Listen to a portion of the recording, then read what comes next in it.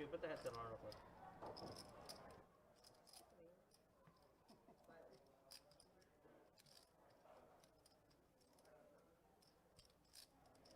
Good afternoon and welcome to Best Bet Jacksonville. We have our $1,500 No Limit Hold'em Tournament final table. The 8 men in front of you have outlasted 122 players to make it to the final table.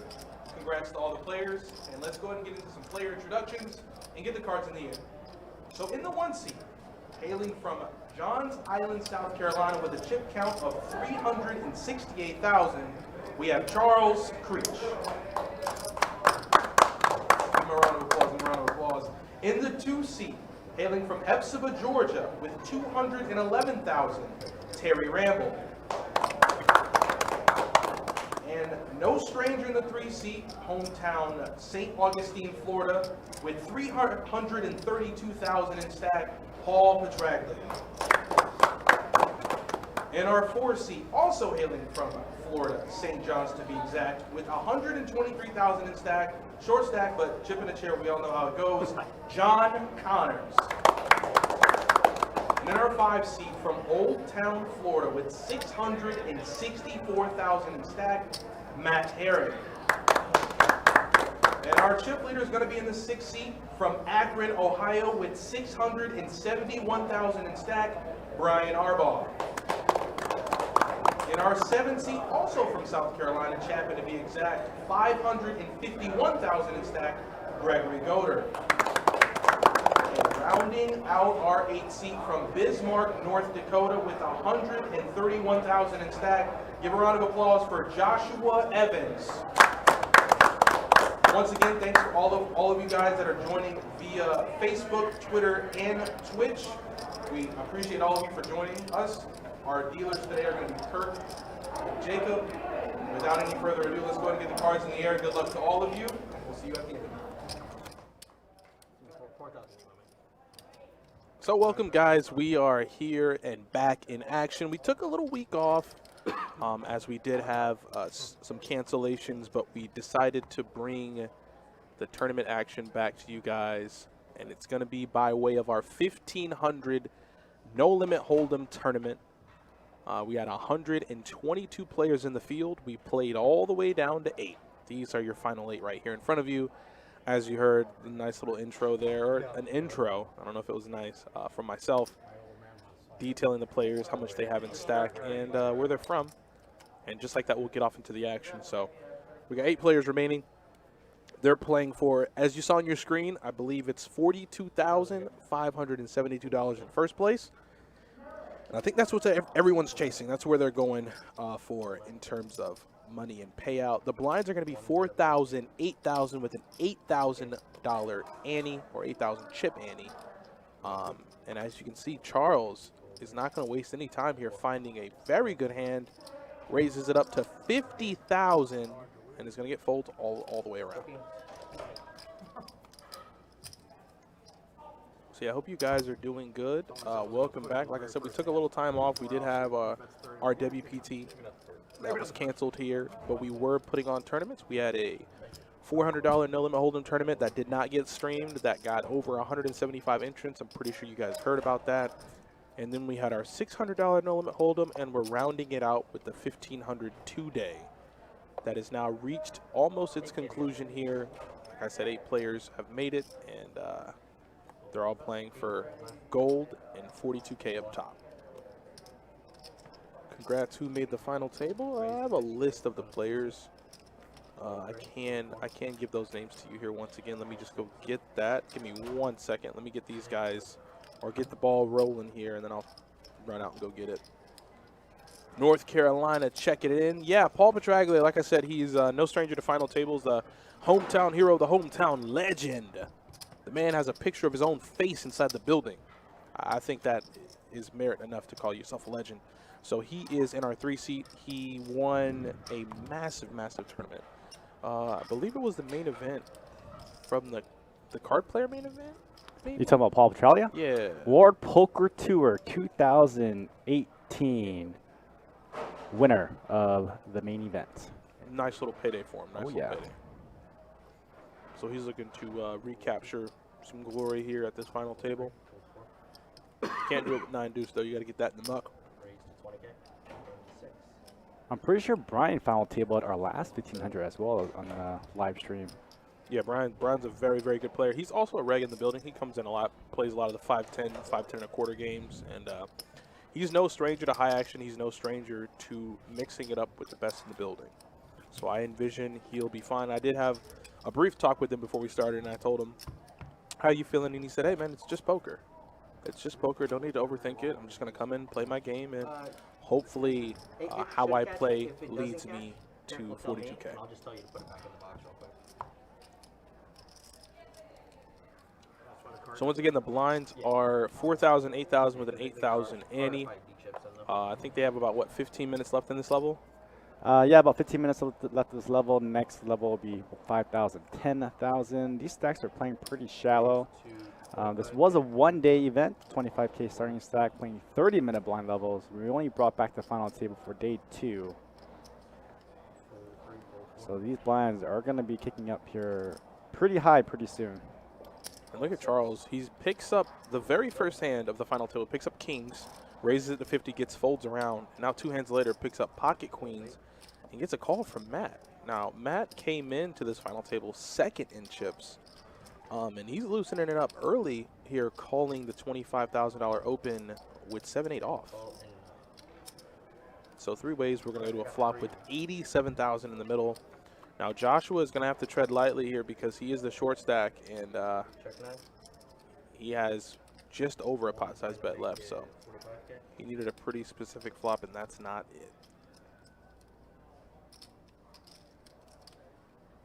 Colby says, when is our next tournament? Well, I can happily answer that for you. Give me 1 second. I'll head on over to our Best Bet Jacks not Facebook page, but rather our website. And if you want tournament information, head on over to our tournaments tab. And it looks like we have the September Sizzler, which I just love the name. Sounds so great. We have the GoPro 400 too in September. Yeah, it will be the same format as this $1,500 buy-in. So nice to see these 2-day events stroll on through. We got a big one here. I envisioned Matt was going to go ahead and fold, but it looks like Charles committed himself with his queens on the flop. He just knew he was never going to be folding, and I think Matt's going to look him up. Yeah, Matt's going to look him up, and that's a massive pot early. Over 437K in the middle, and Charles is going to get about 237 of that. Matt's going to take somewhat of a blow to his stack. I mean, that's a bit of a misstep playing 8-7 offsuit in this spot. Only because ICM is in play. You don't want to lose chips this early.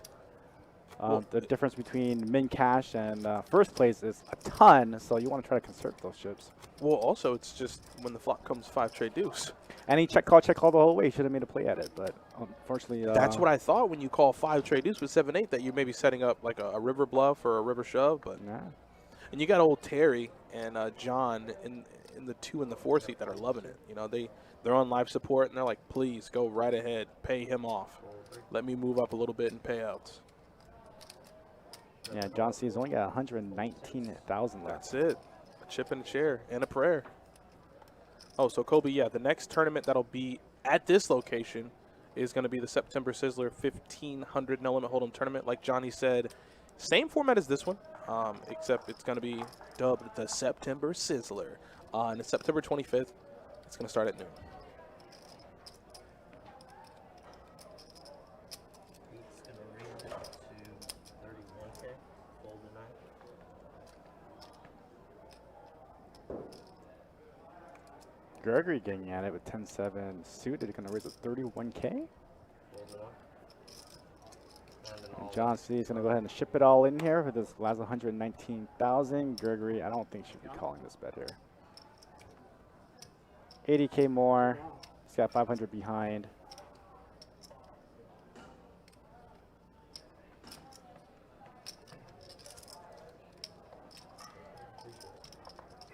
You don't necessarily want to just double up the small stack. Yeah, he's thinking about it too. But the only thing is, if he pays him off, I think Gregory's going to be another one of the players on live support after this. Yeah.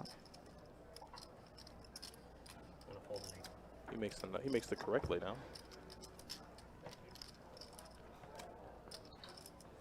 Yeah, one of the big factors when you're playing this shallow with a lot of players here, you don't want to double up the short stack. You want to try to be able to ladder up, increase your stack. So, And if I am going to double him up, I'm definitely going to have a hand to go to battle with. yeah, not 10-7 suited. That's not a good hand to go heads up. That is basura. Now, if you had all the chips, different story. Yeah. If I came in with like 1.2 million and it's 119 maybe. Yeah, we had 50 in there. It's only 15 more to call. Yeah. But hands like that, basura. Put it in the trash. So look, the action's going to start on Paul, and he didn't get his cards in the reader, but I can't assume they were good enough to even warrant looking at any further. I feel like Matt is a very aggressive player. I've only seen 3 hands, so I don't have too much of a sample size, but that's just my prediction. So I think he might tango with some of the players here early.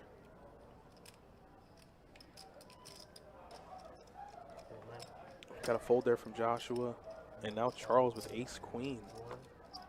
You should definitely be raising in the spot. Yeah, he's just going to play it coy, which is, I mean, Terry didn't have enough to get in. If anything, I think at this point, Terry's just thinking either shove or fold.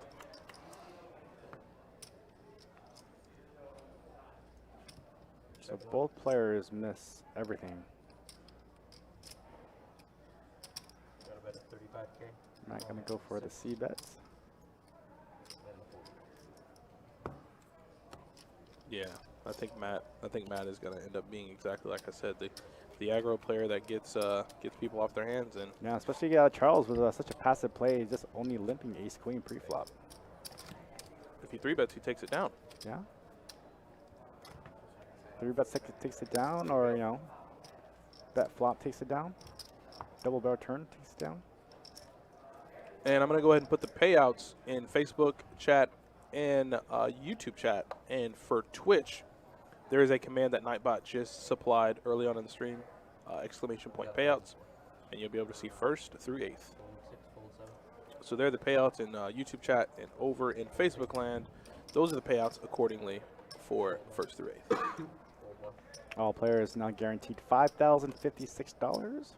Not bad. Not bad. First place is a hefty $42,572. That's a good day's work. It's a good day's work. Day and a half. I think if I amass a win like that, putting it into perspective from my life, I can't speak for anyone else, but from my life, if I win $42,000,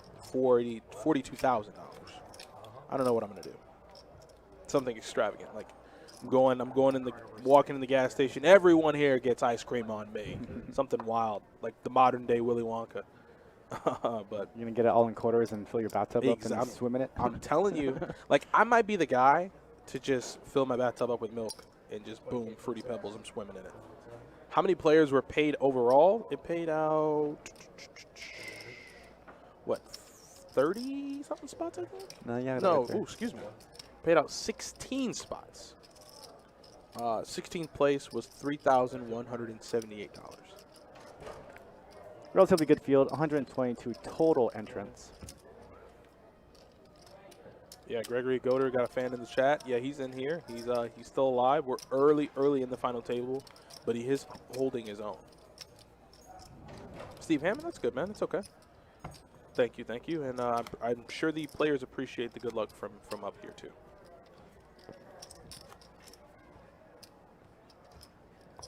Guys, just wanted to say congrats while I was here for making it this far. Have fun today. Sounded really good.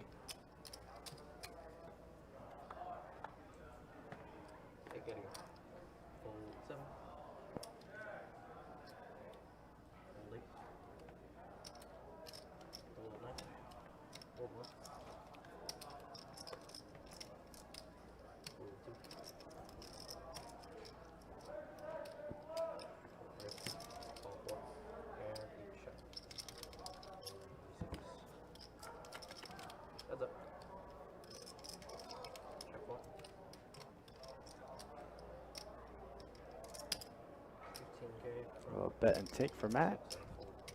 I'm telling you, I think Matt's aggression is going to prove to be a determining factor on where he finishes and the rest of the table. And if they can snuff it out in time, yeah, because, you know, their marginal hands, their marginal pairs that they make post flop, if they don't have enough, I mean, the only way I can put it, if they don't have enough heart, or if they can make the read to say, hey, well, I'll see this through till the river, then it might not be good for them. You know, Matt, very aggressive player early on, and his chip stack is seeing a little bit of health, a little bit of life early on. And the short stacks are going to make their moves. They're going to want to get it in, but Joshua, who is actually the gentleman that was featured in our hand of the week last week, where it was nut flush over straight flush over 2 pair, he was on the losing end of that hand. He had ace, deuce of diamonds. His opponent had jack 10 and had the straight flush, and he had the nut flush. All right, Terry needs to ship it here. He's just calling? Come on. Terry, what are you doing? Huh? You're What are we taking, the low variance route? I know, you have 20 big blinds here, so So you can get your opponent to outflop you? Just call? right? Get a good price to outflop you? Don't do that. A lot of limping here. Yeah. And if a queen or jack comes on this flop, Yeah, he let Brian come in for. yeah, it's going to be Very Terry. Terry's not going to, well, Terry's going to enjoy that flop. Terry's going to like that flop a lot. Check settle. Good got a call out of Gregory also, so. No, not for an all-in.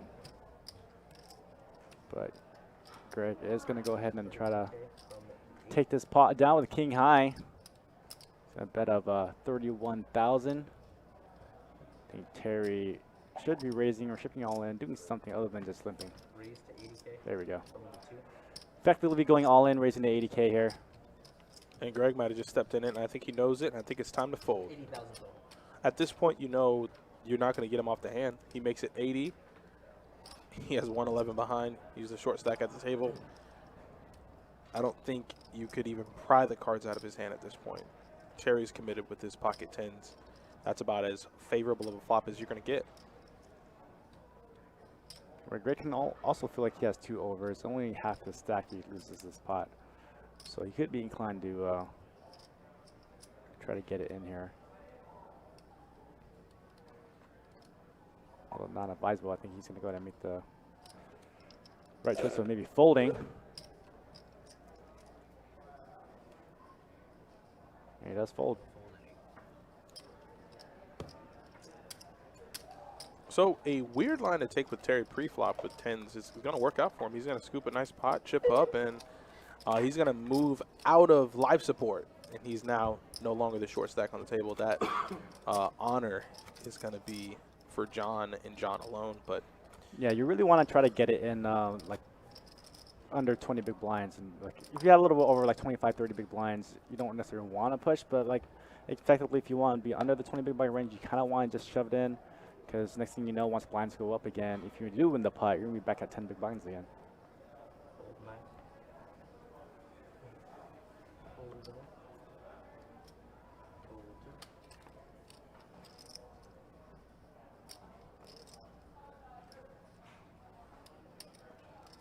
Paul in the 3 seat with Jack 9 offsuit. Okay, from the 3. He's going to open to 20.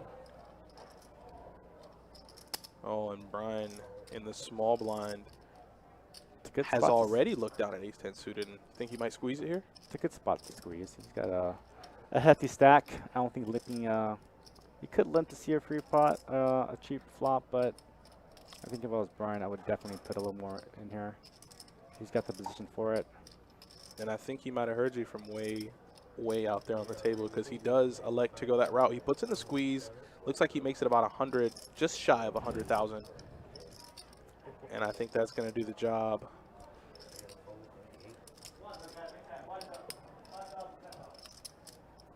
Blinds are up. Blinds up next hand.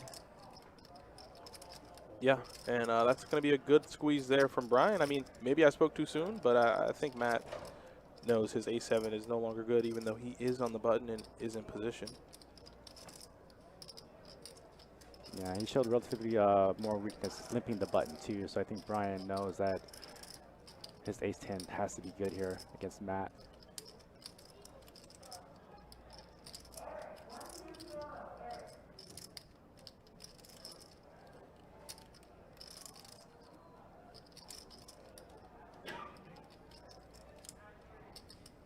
He's definitely going into the tank here. I don't know what he might be thinking if Brian might be trying to make a move or putting in a squeeze with a subpar hand, but that is not the case this time around. And it's early. It's real early in the final table. You don't want to be stepping out of line too early. So There you go. Matt looks like he didn't want to fold there, but does find the fold. Blinds are gonna be now 5,000, 10,000. So like a key there. So yeah, Jacob is going to announce that the blinds are up 5,000, 10,000 with a 10,000 ante, which means now those stacks that are short are going to be even shorter. What I mean by that is, now standard open might be 2.5, 3x. If you're sitting on 100 and 110,000, it's going to be time to either fold or shove for the 2 and the 4 seat. Alright,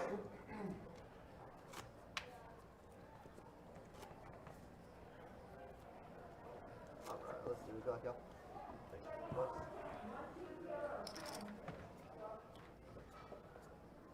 Yeah, guys, our apologies. The big game that we were supposed to have last Wednesday, unfortunately, didn't go. We had in mind that we were going to be in WPT main event week when we had that game scheduled.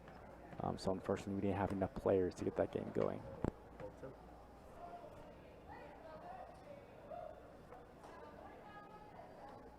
Looks like Paul and John might just flip here.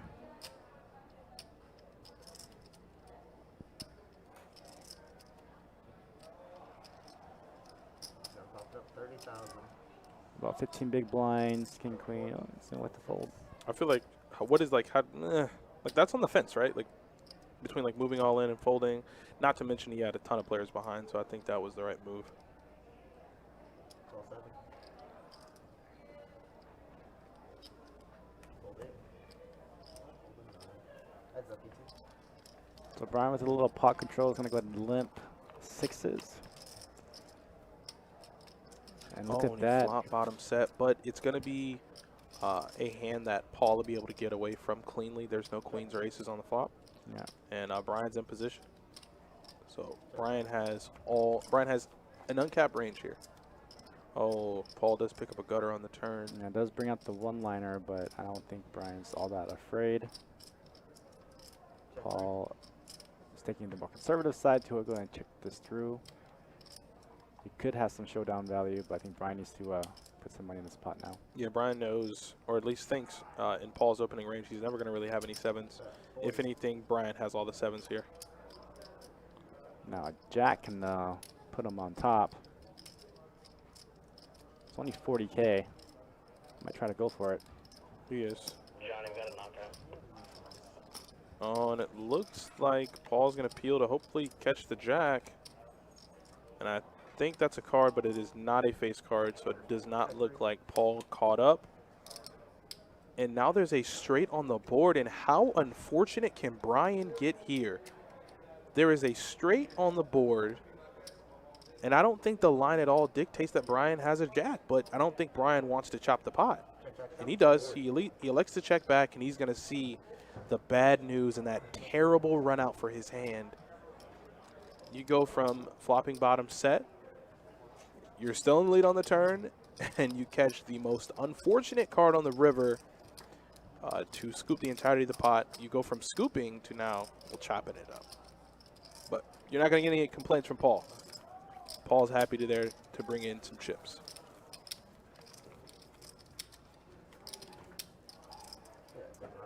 I was like, what a freaking luck play. Oh, that's the run out I get.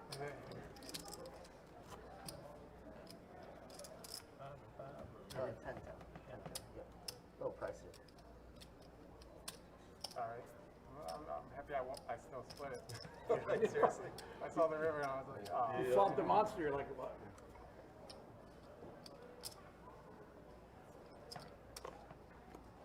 And like Brian said there, he was just happy to chop it up.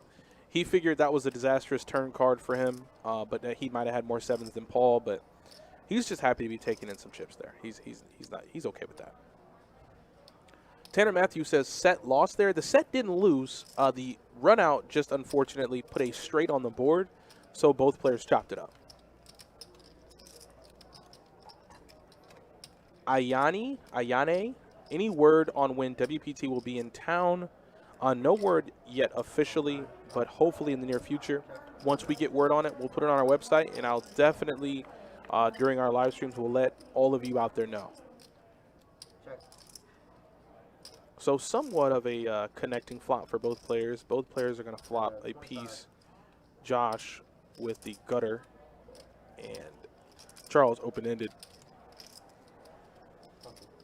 Only thing is, Josh is on live support, so he can't really go. I mean, as the song says, he can't go chasing waterfalls. He's going to need to stick to the river. Terrible pun, but he more or less wants a better hand to get all his chips in with. And having a gutter is just not going to be enough. But I think Charles, catching some good hands early, is now in the chip lead. Let me make sure. No, Brian still has about 680. And Charles is right there close to him with about 600. 3 folds. 4 folds, 6 folds.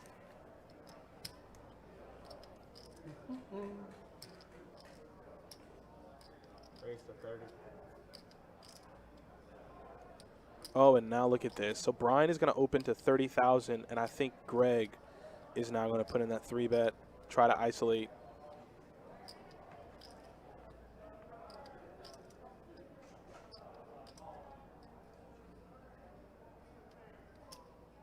Yeah, he's grabbing the bumblebees. Here we go. So he's going to bump it up to it looks like 85,000. So that's just a hair shy of 3x. And they are both, in terms of the rest of the table, they're both extremely deep. But Brian being out of position, I think this is a standard 4.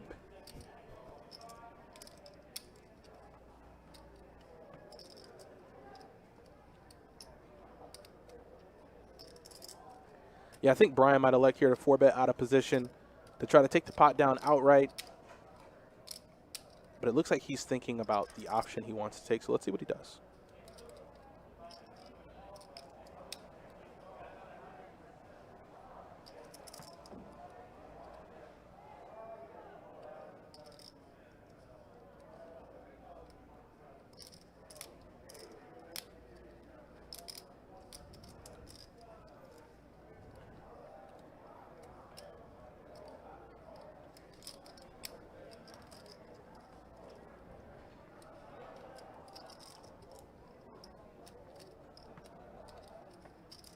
And he's thinking about this really hard. Like, he's deep in the tank as far as what to do. If I were there, if it were me, in those shoes, with that jacket on, glasses, on my nose, I'm going to 4-bet. I think I'm going to take it up a little bit. But he does elect to just call. And so they're going to go heads up to a flop here. Brian, once again, out of position with ace-king. And this is kind of where it's bad. You know, if he 4-bets, he can probably take it down outright. But maybe he wants to minimize the chips he could lose if he whiffs, which in this case he did.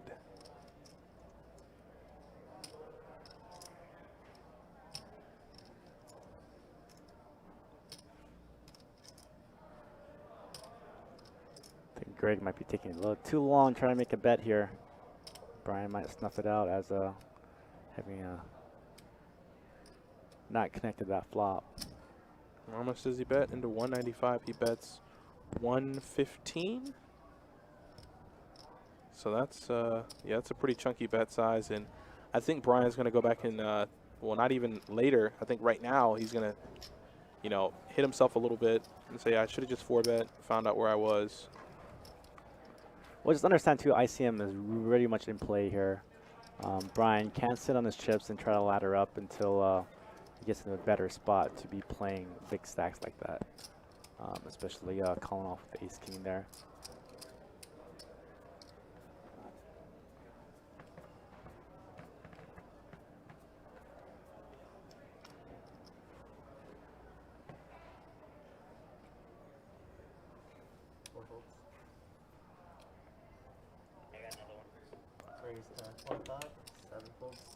So Matt is going to take the loose aggressive route again. He's going to open 7-8 offsuit to 25,000. Joshua looks down at ace-8 in the cutoff. With 64,000 in stack, it's either shove or fold, and I think he said this time he puts the rest of his chips in. With ace-8 of clubs, Charles quickly folds his 6s. Terry gets out of the way with his 5s. And I don't think Matt can ever be folding here. You already got 25 in. It's another 30, 35, 35-ish. Yeah, so he's going to go ahead and make the call and realize how bad a shape he's in and hope to catch some cards. Josh is looking to double it up. So 9 high flop is good. Queen is good, clean for Josh, and the 4 is clean enough. Josh is going to collect his chips. He's going to get the clean double up to 153,000, and Matt's going to take another blow to his chips. I don't think he's going to regret opening the 7-8 though. I think that's more along the lines of the level of play. You know, he likes to open up the marginal hands.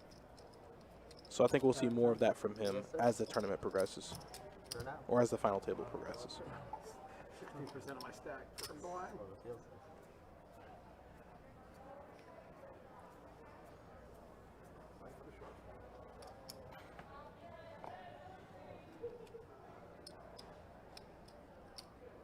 Raise 25. Fold 7. Fold 8. Fold 9. Raise 1. Fold 2. Fold 3. And I think this is where that, well, actually, he's not going to get any action with the queens because he does find a real hand and he can't get any action with it. As long as it don't go off the table, we're good. Right.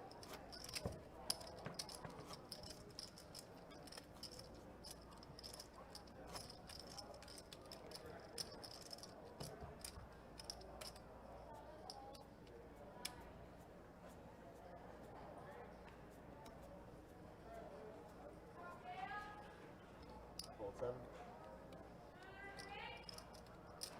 Fold 8. Fold 9. 60. Raise 60,000.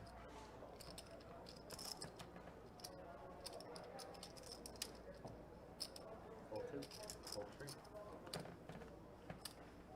Fold 4. Fold everywhere. Something.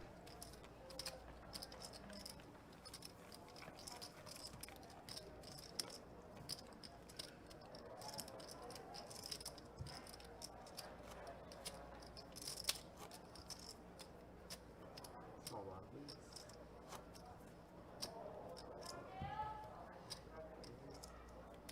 They were trying to cool it. I think they were trying to cool it.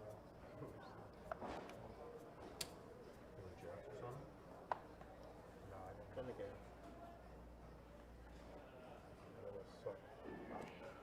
Or like that. I would have been upset. But, no offense.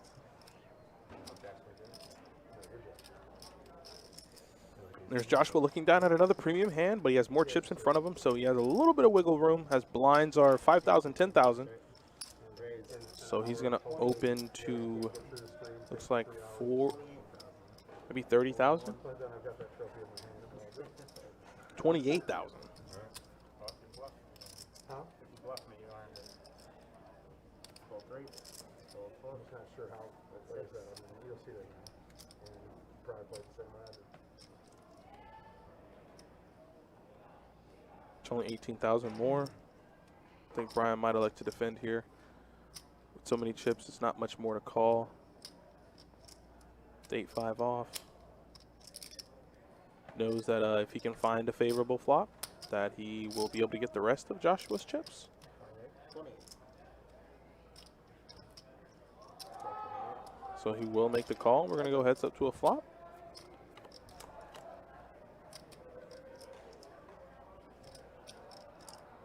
It is hard to make a pair in this game we call poker, but middle pair might seem good enough.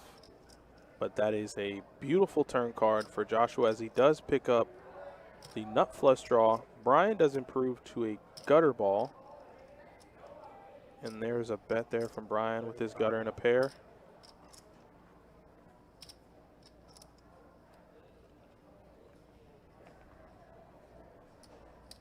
Wow. Joshua short here is going to make the call with the nut flush draw. And does not get there. Fives and trays are good. Brian does have a little bit of showdown value with his 2 pair. But it's kind of hard to put Joshua on a hand. And you have to think he more or less is beating a pair of fives if he's called you this far. Check, check, show me. But he does show a pair of fives, and a pair of fives are good. Pair of fives are good. The decision to defend there works out for Brian. He finds a pair, and Joshua can't get too aggressive. Doesn't have much behind. Too many outs. Too many outs. Yep.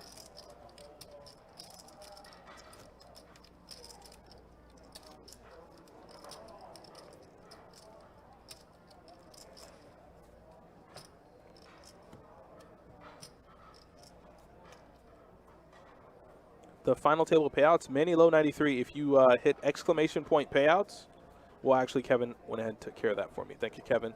Those are the payouts right there in the Twitch chat. And if anyone in YouTube chat or Facebook chat wants payouts, just let me know. I have them already copied and ready to paste in either chats. And John, I think it's time to go, buddy. I think it's time to get it in there. Raise 25, seat 4. Oh, God, and Matt looks down at 2 queens right to his right. Or rather, to his left. And he's on the button. And the last hand he showed down, he had 7-8 off, and he opened with that hand. So I think it's more or less we can already put John C. and Matt heads up. And I think John C.'s tournament life is going to be on the line here. 60,000. Right.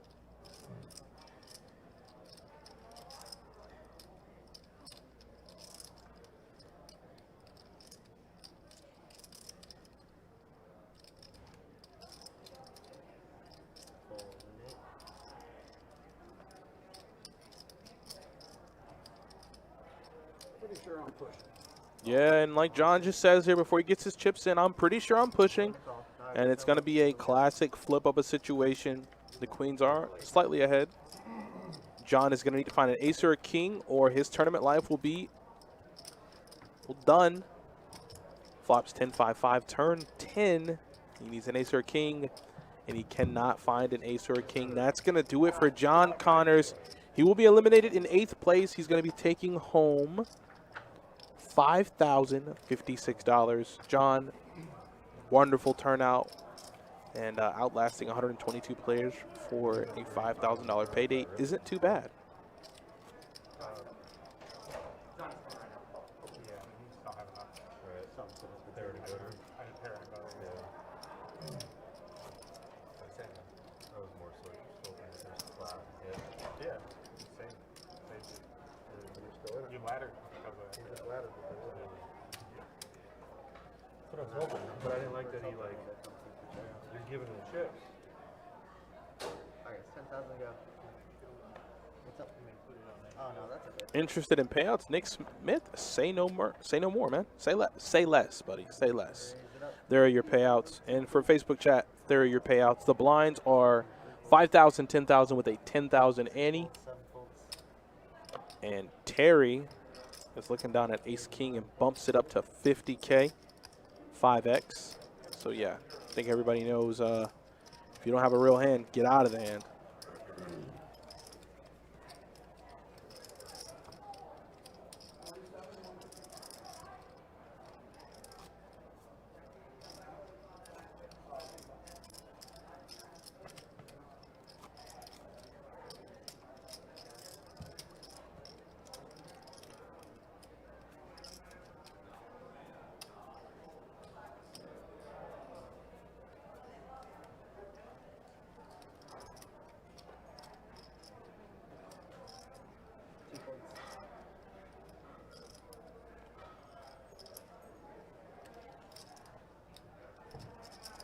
So he's going to make it 25, 6 folds, 7 folds,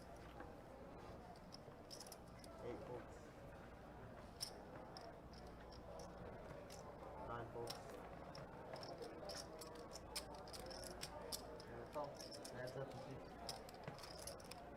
We did get a call from Charles in the big blind. Paul opened at 25, and without any time to waste, Paul is going to connect with the king on the flop, making top pair.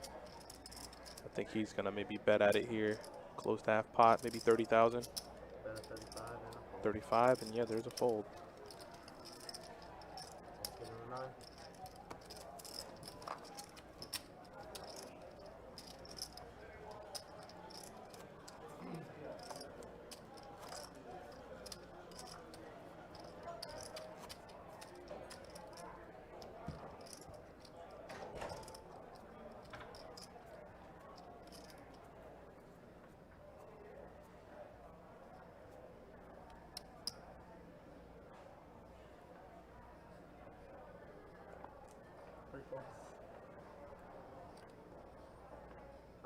Now Matt is going to, I guess, be rewarded for his loose play. He's going to find some real hands here and try to do some real damage. Ace queen offsuit makes it 20 to go. Very small sizing, 2x. Looking for some callers, looking for some action.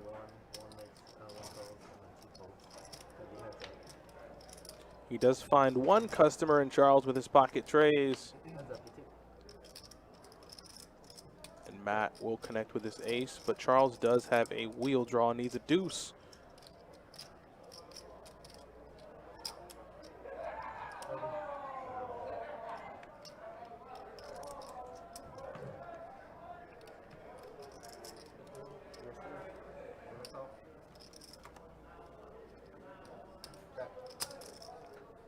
Doesn't like a deuce on the turn, so Charles might take the passive route, check it over to Matt.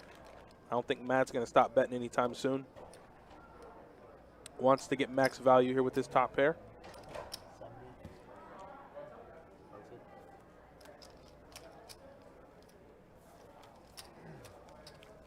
Two of the big stacks exchanging blows.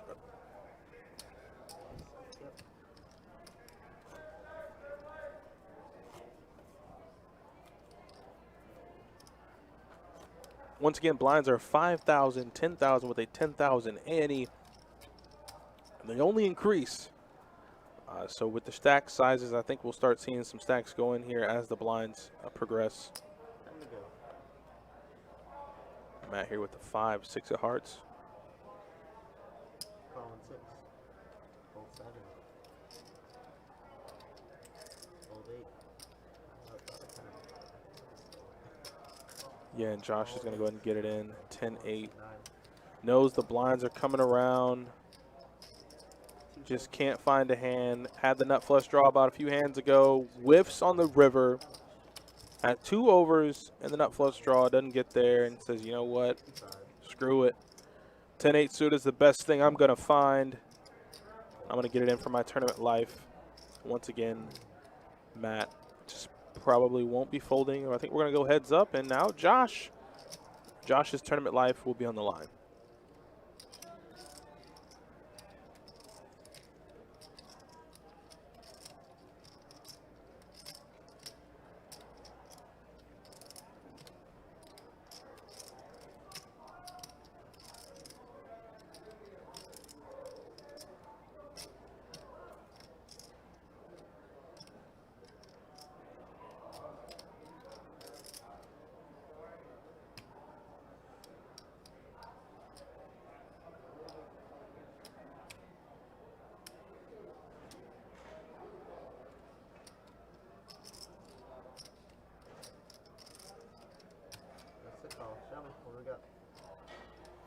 So Matt does make the call, and we're going to go heads up to a flop. Josh's tournament life on the line. He needs a 10 or an 8 in the window. Let's see if he can find it. And he does find an 8, but it's a gutter ball that immediately connects with Matt's hand on the turn. Matt makes the 9 high straight. For what it's worth, Joshua did pick up a flush draw on the turn, the actual straight flush draw, excuse me. And that's going to be it for Josh. Josh will be eliminated in 7th place. He's going to be taking home $6,217. Wonderful showing from Josh. Thank you for playing on the live stream. Thank you for playing in our tournament.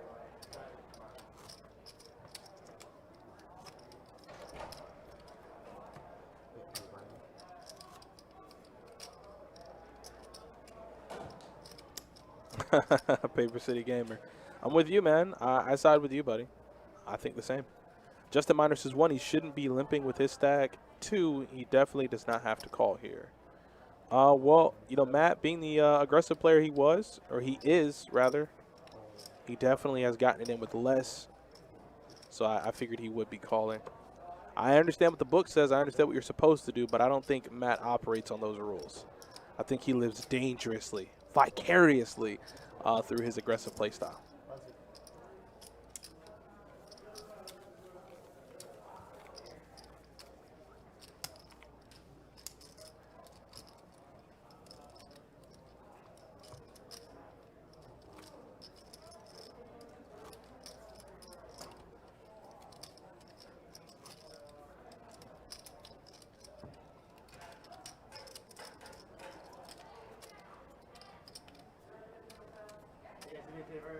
When you guys get a chance, I'll need everybody's ID.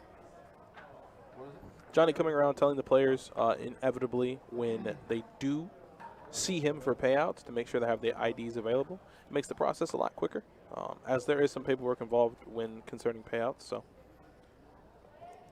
if I'm a player at the table, I'm like, well, you know what? I'm not going to worry about that yet because I'm not leaving anytime soon. I'm here to stay.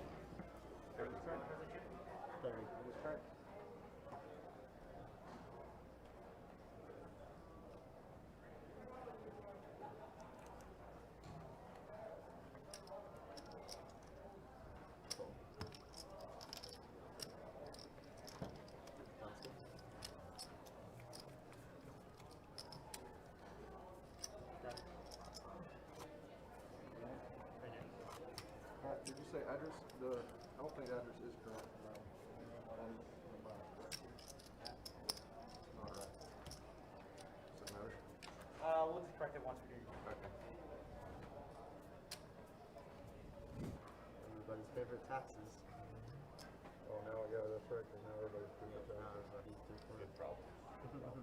Not the worst problem I have. Yeah. You gotta pay taxes on the money you make, it's not bad. It's almost like Very the more expensive. taxes you pay, that means the more money More you money you make. get, right? Yep. People, 20,000 to go. We got a raise to 20,000 from Charles. Once again, blinds are 5 and 10, so 2x open. Very enticing. I think Brian's going to take the bait. Wanting to go set mine here in the small blind. I don't think he's going to be folding. He had 5,000 invested. And even, I mean, any 2 cards I don't think Greg could ever fold. You have 20K in that pot. You got 10 in the big blind. You got 10 in the ante. And yeah, he's going to regrettably make the call there with Queen 7. PS3, what's up, buddy? I know I wouldn't be there. I wouldn't be there at all. My resume consists of no final tables. When the players are eliminated, they head over to Johnny with their personal identification and try to, or not try to, but rather go about getting their payouts taken care of. So with this flop, Charles is going to flop the nut flush draw, and Gregory did have a gutter, but for 45K on the flop says, nah, I'm okay. I will surrender this hand to you, my friend. Carl, the Poontine King, what's up, buddy? Welcome. We're just doing a little final table action on this Sunday evening. It's our $1,500 no limit hold'em final table. We did cancel our WPT that was coming here, but we did have some tournaments to kind of somewhat make up for that. And that's what you're watching now. 8 players were remaining. We've had 2 knockouts thus far. The blinds are increasing. The chip stacks are getting shallow as the blinds go up, and hopefully we'll crown a champion here in the next 2 hours. Raise to 25. And everybody has 10 big blinds.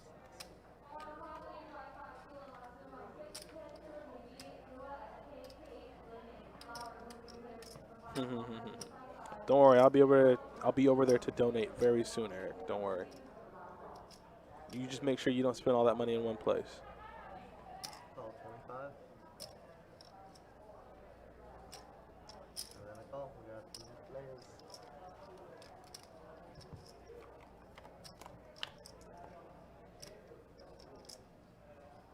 So the flop comes Jack 9-6, all diamonds. Neither player in the field has a diamond in their hand, Check one. but you do have top pair for Brian and a gutter ball for Charles. Got 30,000.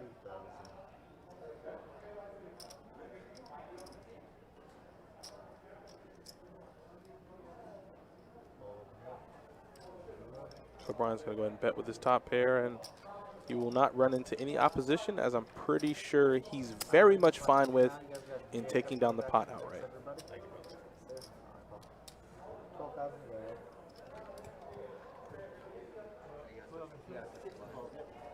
You gotta switch the blinds on the tablet.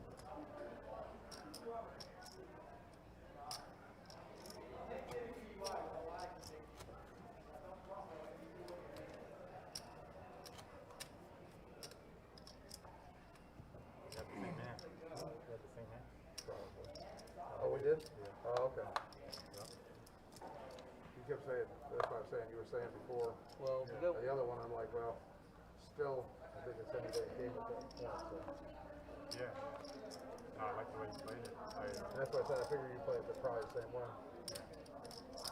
Raise to 30K from 3. Oh, damn. That's nice, Eric. Miss you too, my friend. You chopped the tourney Thursday and won 3 buy-ins today. That sounds like a pretty good week if I do say so myself. Very nice showing, buddy. Very nice. Let's keep it going. Let's have, you know, 2, 3, 4, 5 winning sessions in a row, and hopefully I can attribute to one of those when I get over there. Paper City Gamer says, can they split whenever they want to? Yes, but I don't think we'll see that happening for quite some time. A little thing called ICM, and well, chips. You know, if you're Matt H over in the what was that, 5 seat, 6 seat, Greg, there's a rumor. you definitely aren't going to be wanting to chop because you have most of the chips in play. You know, why would I want to take money close, anything close to what the short stack has? Guy has 132,000. I have close to 700.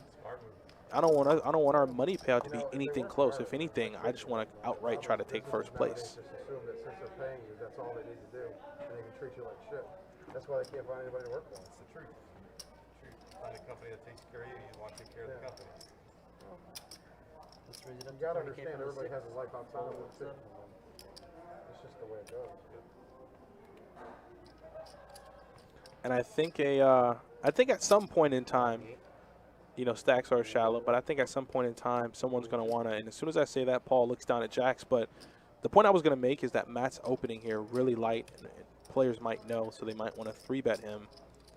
And if there ever was a time, looking down at jacks in the big blind, yeah, that's a candidate for a 3-bet.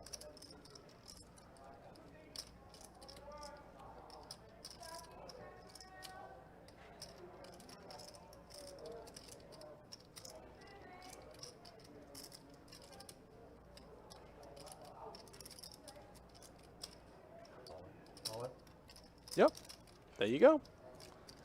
There's the opposition you were looking for.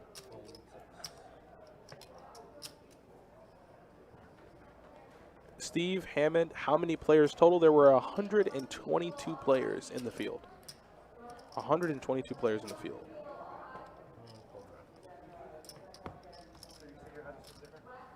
Yeah. Right. Are you sending it? Because normally you give it to us here. Right. Well, I just want to make sure all your circuits still lines up. Okay, it's still chafing. But Just for your testing.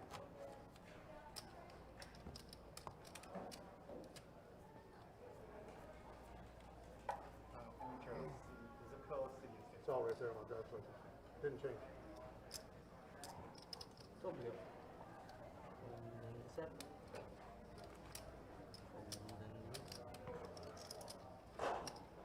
Eric, yeah, the top 3 will probably top if I had to guess. They have a good amount of bigs. Yes, that's the thing.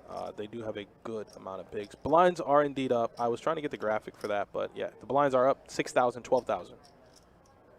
But if there were an opportunity to see a chop, once again, that is left up to the players, but I would say top 3. Too early right now. Too early. Too early. You know, we're still in the regular season. We haven't even hit the postseason yet.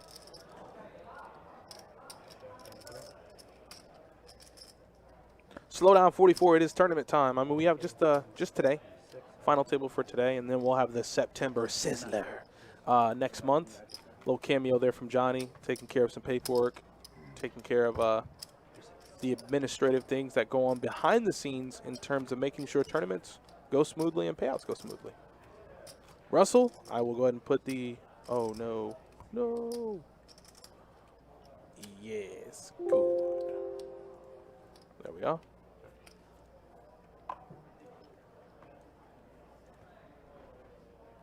I'll go ahead and put the payouts in the chat for you, my friend.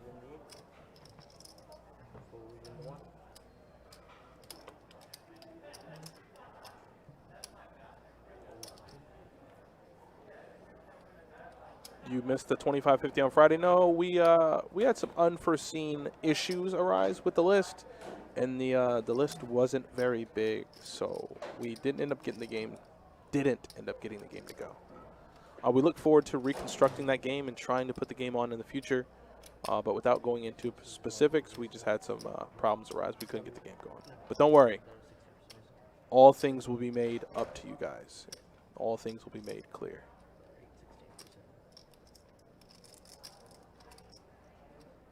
So Matt, with the suited connector, opens to 31K. And I think that's dangerous. If my assumption is correct in him being the aggro player at the table, it's dangerous for the guy who's being aggro at the table to have a big stack, because you better believe there will be no limp pots.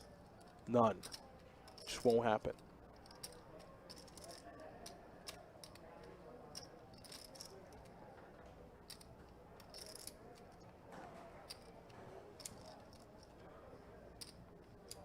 Check 6.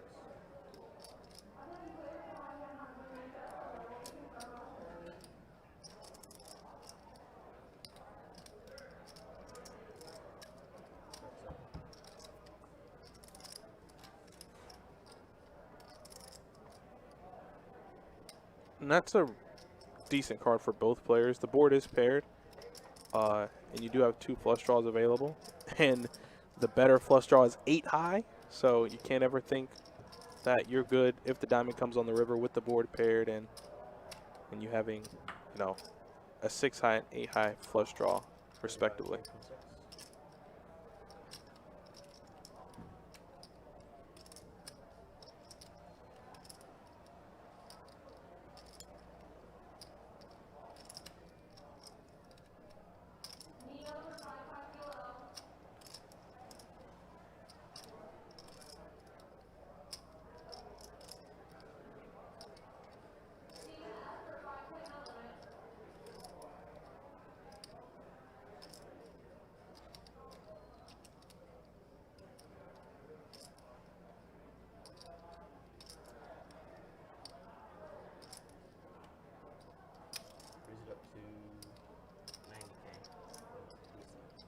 Ooh, and I like this move here from Brian. He's going to raise it up here, turn his hand into a bluff, or rather a semi-bluff. You know, he does have a flush draw, but can't think if he connects on the river with the diamond, his 6 high flush is even good.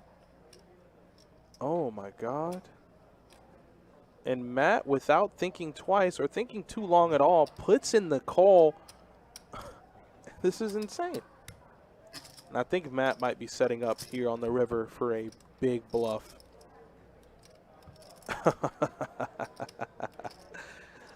So there is trips on the board with ace-queen. As it stands, both players are chopping, but the action might not dictate such. Let's see if Matt wants to pull the trigger on that river card. And the raise from Brian there on the turn puts him on, you know, plenty of aces. Maybe trying to fold out flush draws as the spades and the diamonds were available.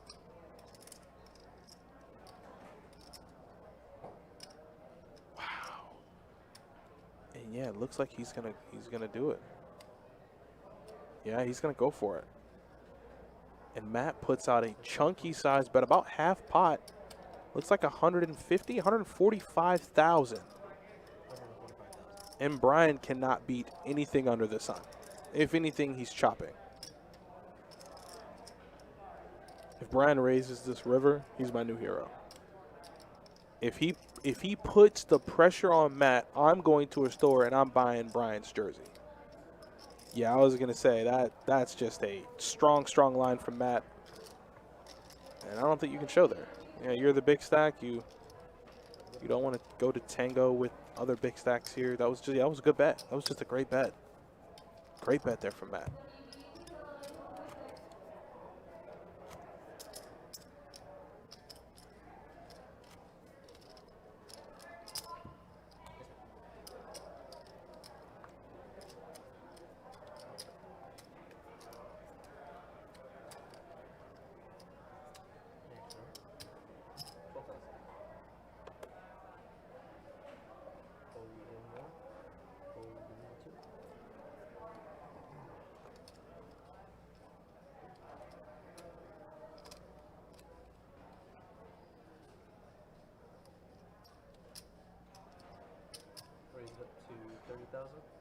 So blinds are 6 and 12. So Paul's going to go ahead and open it up to 30,000 with King 4 suited. Greg in the big blind has 24 already invested and is going to go ahead and give it up. I don't think 7 Trey was going to do it.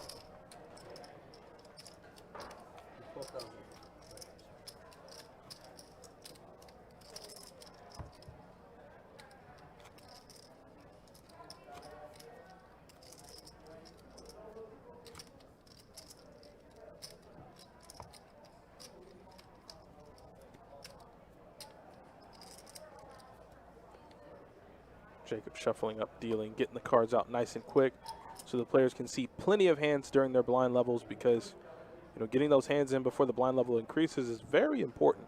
There's a large difference between 5, 10, and 6 and 12. Every chip matters in this case, especially when you're playing for $42,000 up top.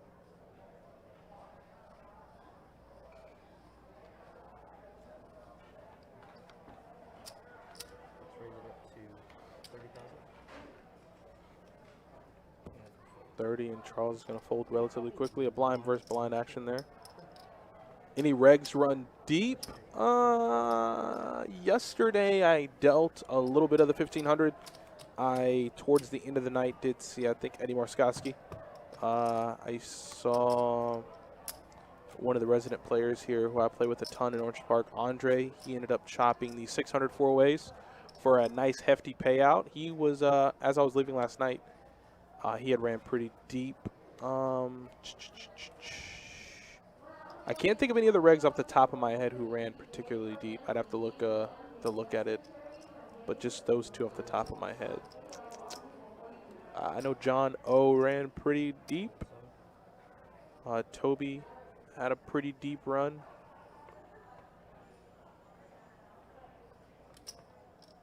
Yeah, payouts are pretty hefty.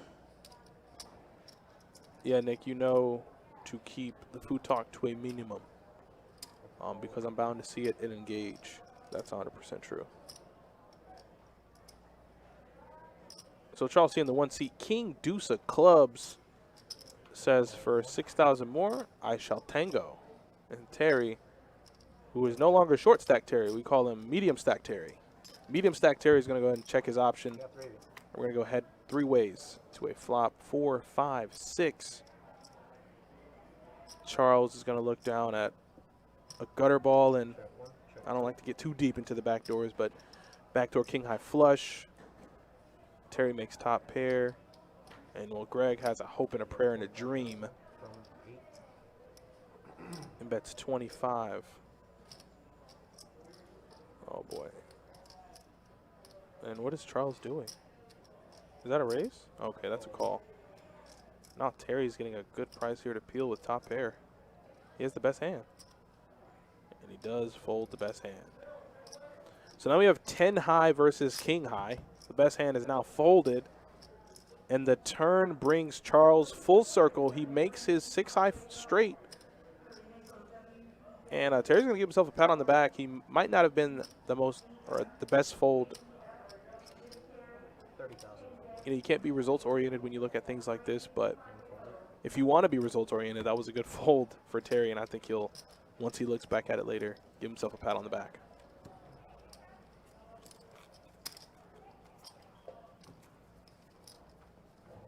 Charles just makes the call and just binks the tray right on the turn. Makes the 6-high straight, bets it, and takes it down. Let's see who's the chip leader right now.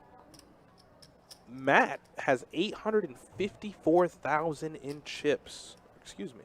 Let me make sure this is correct. 886. So there are the chip stacks. I'll put those up again. The hand just started, but I'll make sure to put those chip stacks up again for you guys.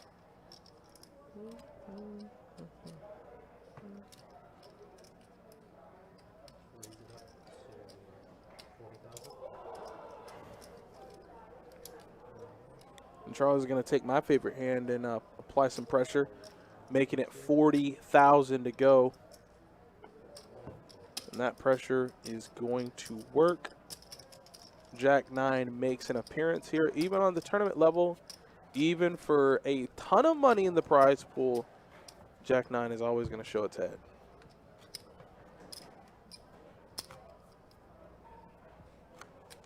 So we're just under an hour here into the stream, and we have 6 players remaining.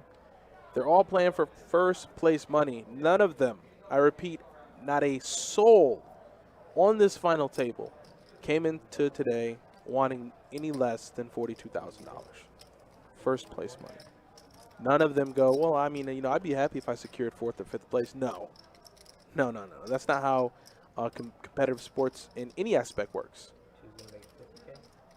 So we'll see who wins once these players battle it out for first prize money.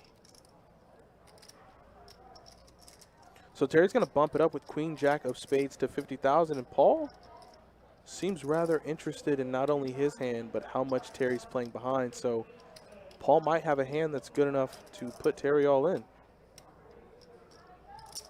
Yeah. Yeah, I guess my assumption was correct. Paul puts in the 3-bet to 125, and Terry's on the button. Oh, and Terry's thinking about this.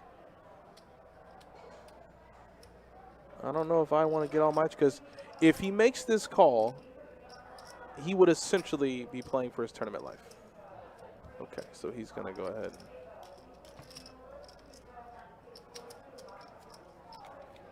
Get rid of that.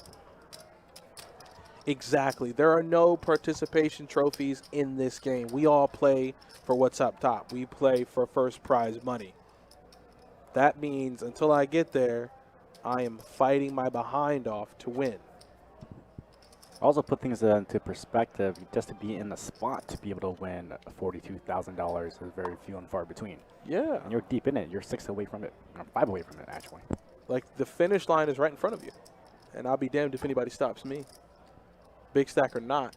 As Gregory looks down at Ace-King.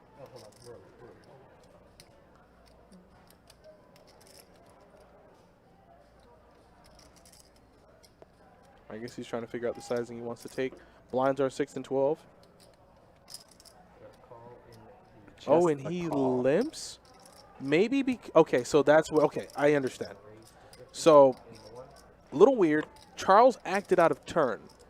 And I think Greg saw Charles reach for raising chips. So seeing that, having that bit of information, he limps only to be able to 3-bet. Call it what you want. Maybe I'm just all over wrong. No, he's just going to limp. I thought it was a part of his master plan. I thought he had something in the works. But no, he just wants to limp. Limp call with Ace-King. And he's going to get out flopped. Big here. Huge. 80,000 from the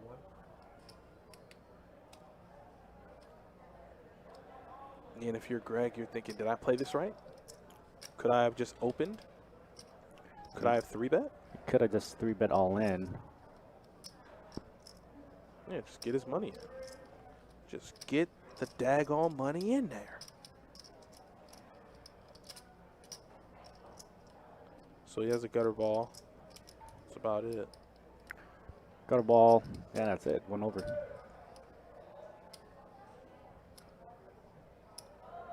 Putting any more chips in this spot is going to be detrimental to a stack.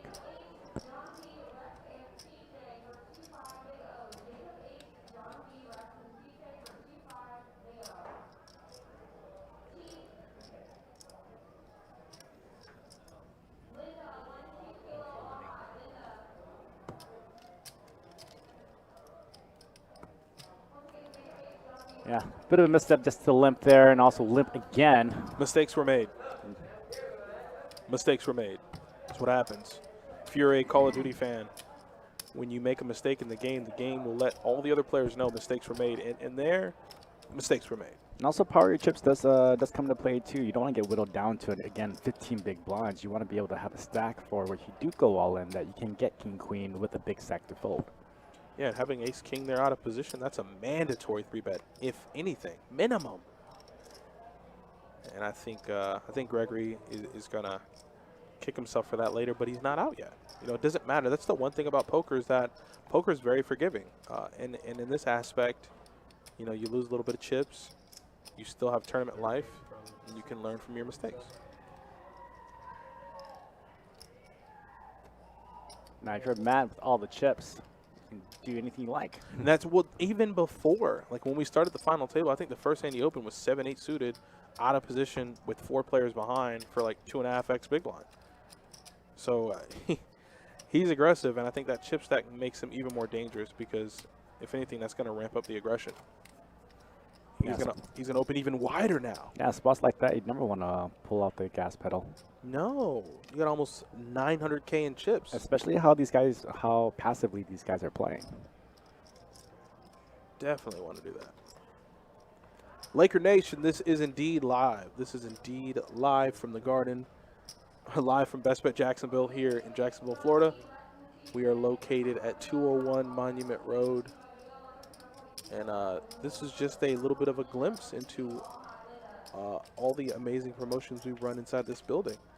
From tournaments to high hand promotions to table games. You name it, we got it. So if you're in the area, come on down, buddy.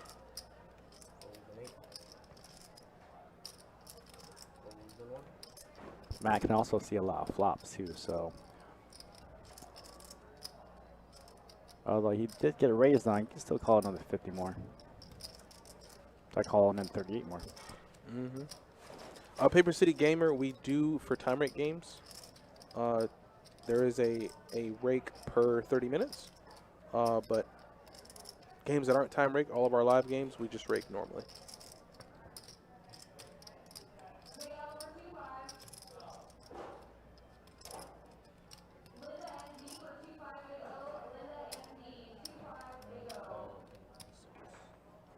I'm still thinking about that hand Matt and Brian got into where he let the river with 6 high on a double paired board. Not a double paired board. 3 deuces, an ace and a queen on the board, and he just leads big on the river.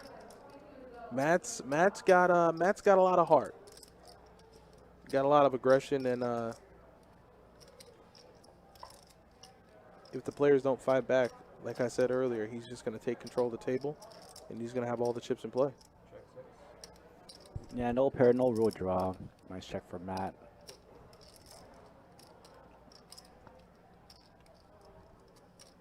Brian can backdoor some outs here. He does have the best hand with ace high.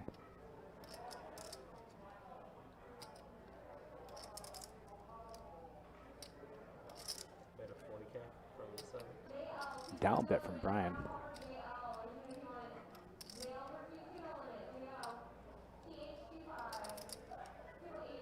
I don't know, spots like these do down bets induce Matt to just go ahead and try to put a raise up it and try to take it from Brian. Oh boy, as soon as you said that, he looked down at his chips. And any other player, any other situation, I would say this is a clear-cut fold. But if you've been watching up until this point, you know that calling here or even raising here would be not surprising for Matt. But he does get away from it. Yeah, it's a good fold for Matt. I mean, he can't even backdoor any rule outs either, so no real reason to make a play at it. Now, if you can backdoor some club draws or some straight draws, definitely can play at it. Not with that flop. I think it's Brian too. Brian's very noteworthy. Look, he can pick that up also.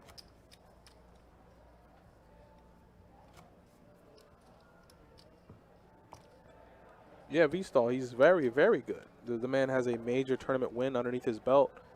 Yeah, no, to further your statement, yeah, Paul is very, very good. Paul is very good.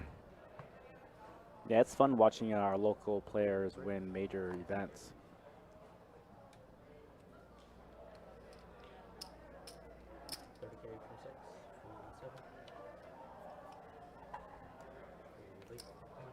30,000.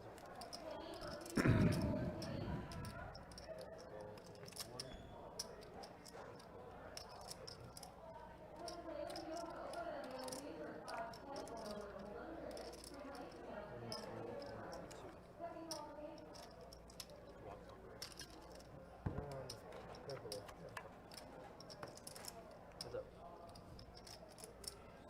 The battle of Charles and Matt continues. Matt just wants to get into it with any player on the table. He just wants all the chips. 25,000. Oh, look at that flop for Matt. The gutter and the king high flush draw. And yeah, Charles just cannot connect. And once again, another pot is getting pushed over to Matt. I would love to take the over-under until he plays a big one. His aggression, players getting short, somebody's going to have to fight back. I mean, at this point, he's doing exactly what he's supposed to do. He's supposed to be going and leaning on the shorter stack, trying to get them to fold, and inevitably he's going to stick it in, and he's going to have the goods. Yeah, somebody needs to fight back. They're getting their head beat in. Yeah, but for his marginal holdings, he can still lean and get them to fold because they know they're playing tight. They're playing conservative. They're trying to withhold their stack and try to get it in good. Who's the short stack now? That honor is going to be for Terry. And Terry, man, look at this. There you go. So he's just going to call. Queen Jack suited. I think as the blinds continue to go up here, Terry's going to need to find a way to make a move here before that blind gets back to him. With Queen Deuce.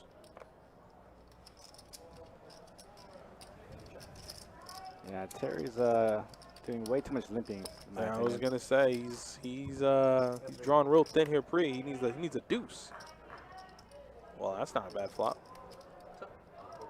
No, it's 612 right now. Checking the two. Oh, I guess he didn't know the blinds went up. Terry, that's something you need to know.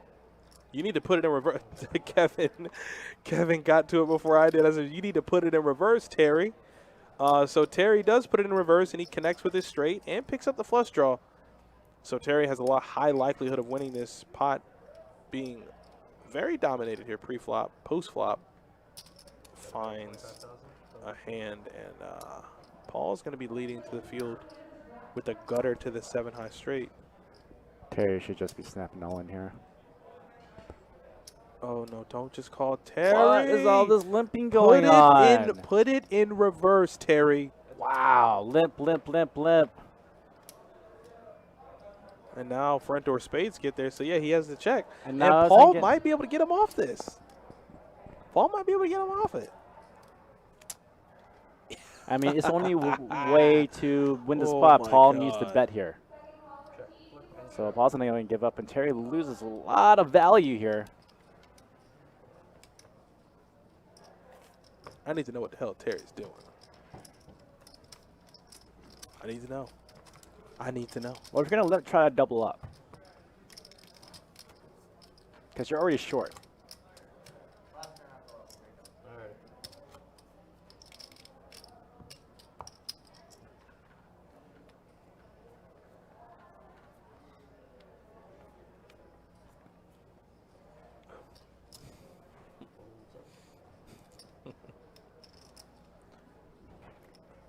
Chris Osteen says it's his first tournament? Really? Can I believe you when you say that? 40K from the 8. I feel like I've seen him play tournaments before. Yeah, I think this is Terry's first time on the live stream final table. Oh, a little bit of say- nerves, I huh? want to say it's his first tournament. Yeah, I was going to say, I'm going to have to snap call on that bluff.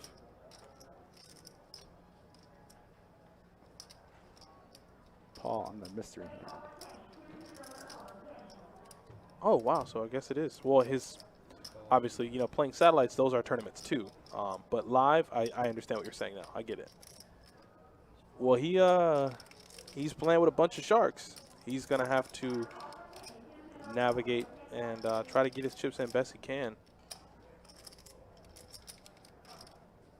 So Greg opens ace-queen to 40. Charles calls behind with sixes. Paul makes the call in the small blind with, well, we don't know. Mystery hand, and we're going to go 3 ways to a flop. Of 3, 4, 5, open-ended for Charles, and Paul being out of position does check it. Charles needs to bet here. There we go.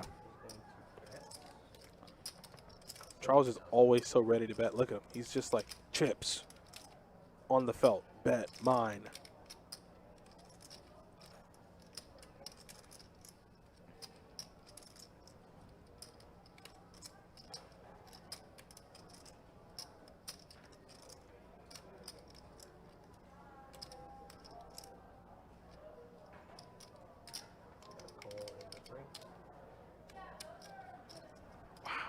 Paul does make the call.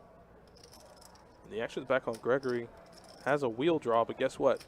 If that deuce comes, that would be his worst nightmare because that would give Charles a better straight, and he would be essentially drawing dead.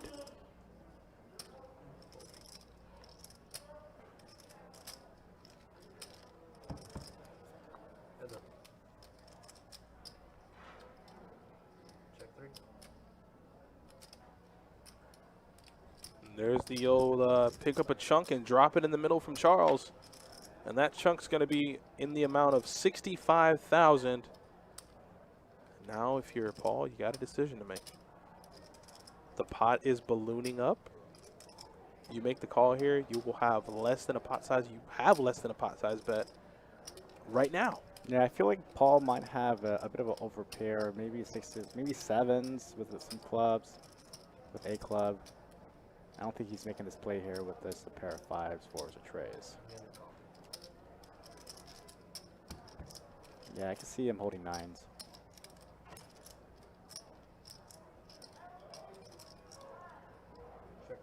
Board's just all over, just terrible. He says, I got it. No, Paul has it. Wow, Paul made an ace on the river. Wait, what the hell did Paul have? Oh, ace ten ten of clubs. clubs, yeah, Oh, the good whole way. Lord. This is the whole way. Alright guys, that's my time to get Oh, he checked it at Charles, hoping Charles would fire. Yeah. Ooh, playing sneaky Paul. Not bad. Not bad at all, my friend.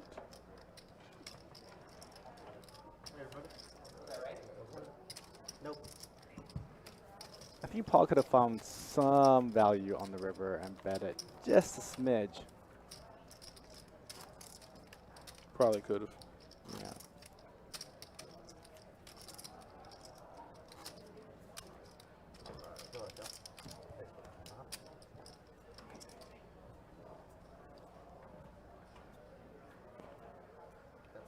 Oh, wait, he did check the, wait. Was it the, yeah, he did check the nuts, didn't he? I don't know. No, he was first to act. He was first act? Yeah. Last level before. If you're playing a tournament, if you're last to act, you must proceed to have aggressive action. However, Paul was first to act in that spot, so he could have checked. Now, if he had checked and had the nuts, I probably would come out there and slap him in the head and give him a penalty. Raise it up 35. And Paul is quietly chipping up now. He might be third in chips. And there's Matt right behind with the king-queen suited. Heads up.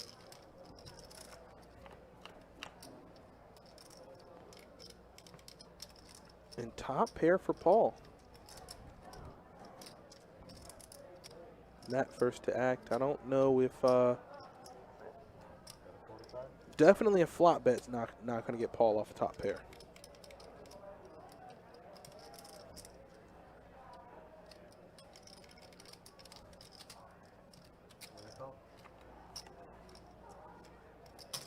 The turn card is going to give Matt the king high flush draw.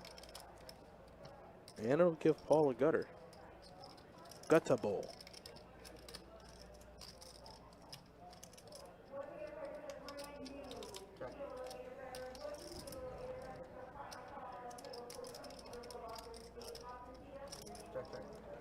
Check, check to a river. Oh, that river's red. That river is red. Oh, no, it's not. Okay. Looks like Paul gets the check mark, and let's see if Matt will try to bet him off his hand. Yeah, the trade doesn't make much of a difference here. If Matt checked the turn and if he bets the river, it won't make any sense. So Matt should be checking here. Paul does have showdown value. He can call in pretty much a lot of spots.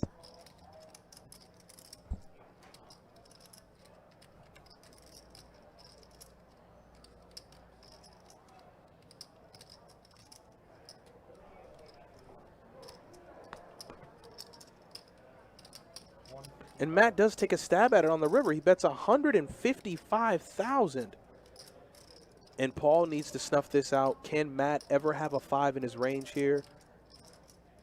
Paul has been in many of these situations before. He's no stranger to pressure. He's no stranger to making the hero call.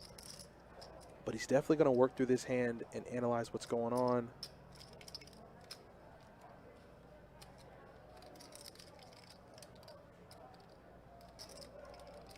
I feel like Paul wants to call so bad. But he's just thinking, what combination of hands? Can he ever have a 5 here? Can he ever have a 5?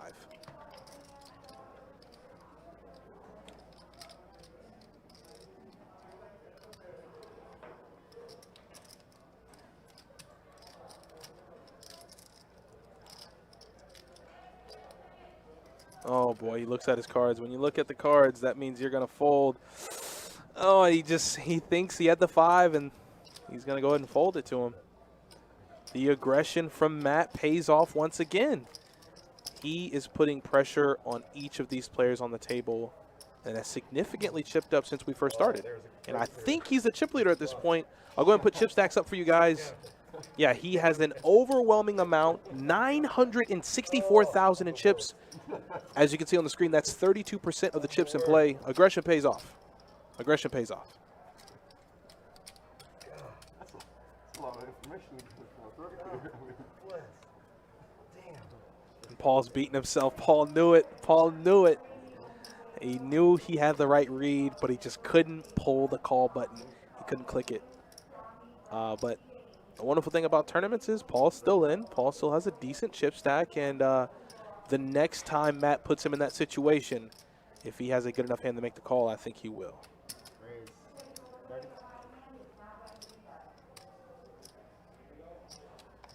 Oh, and Brian looking down at ace-jack in the small blind. Knows Matt has been opening. I would assume Matt's VPIP is pretty high. Yeah, Matt has the highest VPIP on the table by a mile. So I think Brian might put in that 3-bet. I think this is player-specific, and I think, you know, when you're Matt, when you're opening so light, but no, he just elects to call. So I'm wrong.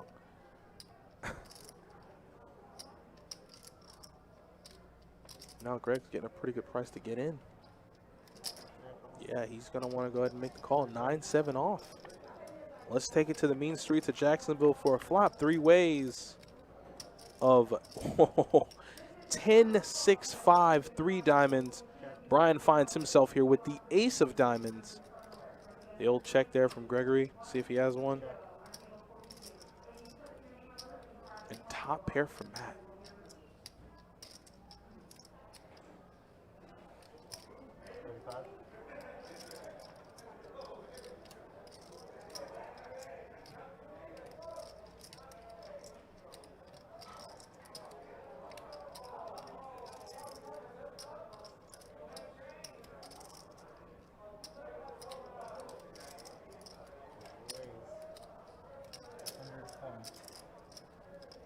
Brian immediately pumps it up.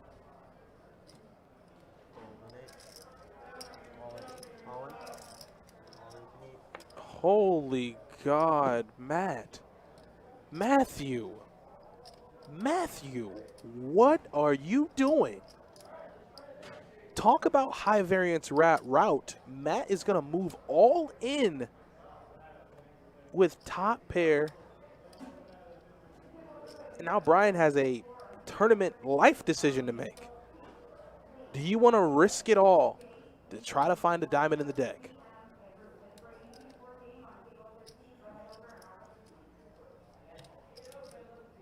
Or a jack, excuse me. He does have outs. I don't think I ever saw a rip coming from Matt. This is insane. And as you can see, Brian is visibly uncomfortable. You know, what hands could Matt have? You know, constantly taking inventory of his chips. This is an uncomfortable spot.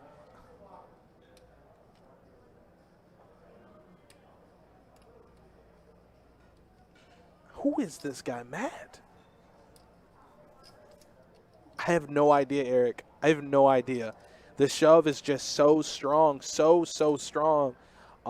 even in terms of ICM implications, you know, you being the big stack at the table, you lose this pot. Brian's effectively the chip leader. And once again, this is turning into the Matt show. This is not the Best Bet Live show. This is the Matt show, featuring himself and company. And I think that pot moves him above 1 million in chips. Let's go check. Yep, it's going to move him into the 1 million chip stack. He now has 1.159 million in chips. Somebody fight back, please. I know he's aggressive. I know it's hard. He's the chip leader. Adonis is not as easy as you make it seem, but I need someone. Fight back.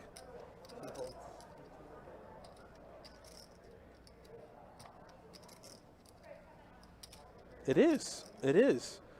And it's just such a tough spot to be in. Raise it up 45. Holding 6. Holding 7. Holding 8.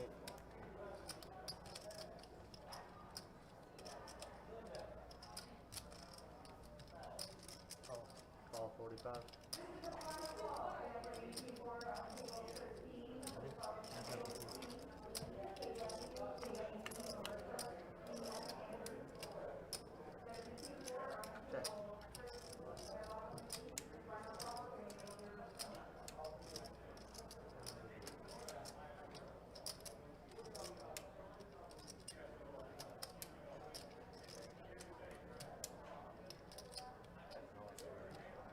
Huh? I have no idea what he's shoving. 65. Easy pot there. Bet and take there for Paul. Flopping top pair. Nice and easy. Building up a stack. But let's be honest. All the players have been building up stacks and donating to Matt. You know? I think Yep, now you're small. that was a very, very tough situation to be in if you're Brian. And just some, I don't know, I want to hear from you guys. What do you think Matt is telling Brian when he 3-bets him on the flop? 10, 6, 5, 3 diamonds. You have the ace of diamonds. Is he saying he flopped the flush? Would a player ever do that with top pair?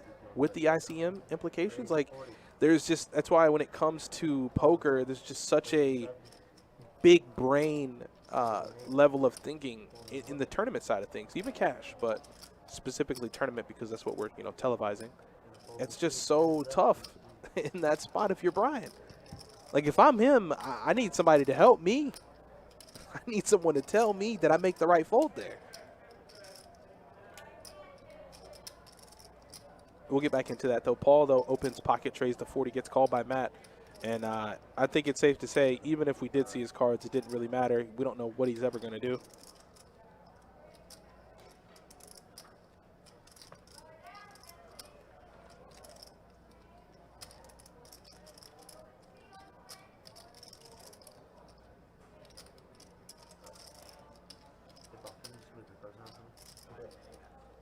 Oh, 6.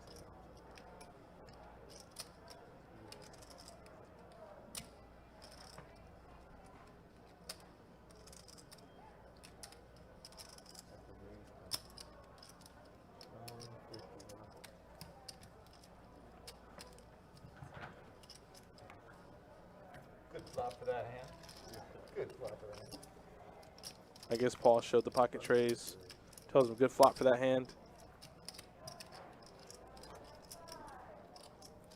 You hit a 3 on the turn, you're gonna have a major problem.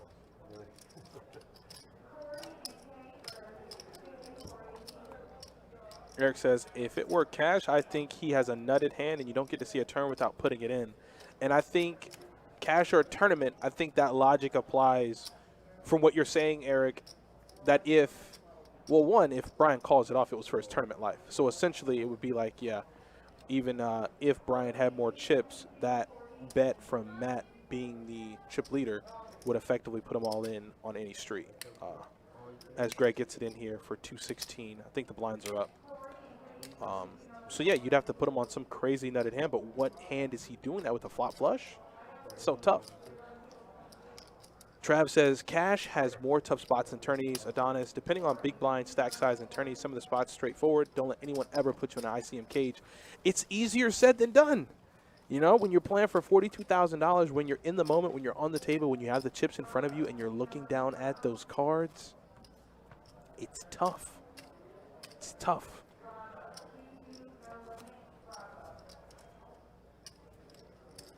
But it looks like while we were discussing that hand, Greg moved all in and got it through.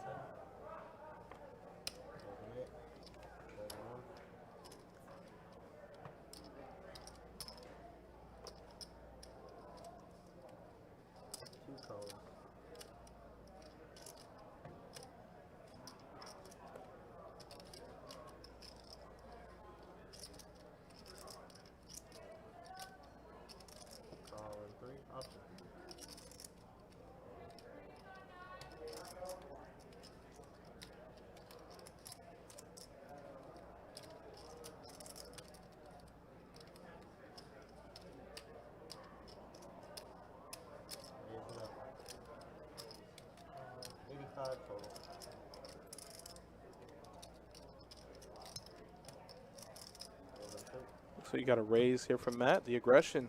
The aggression. We're going to see a lot of it. We're going to see a lot of it all night long until someone fights back.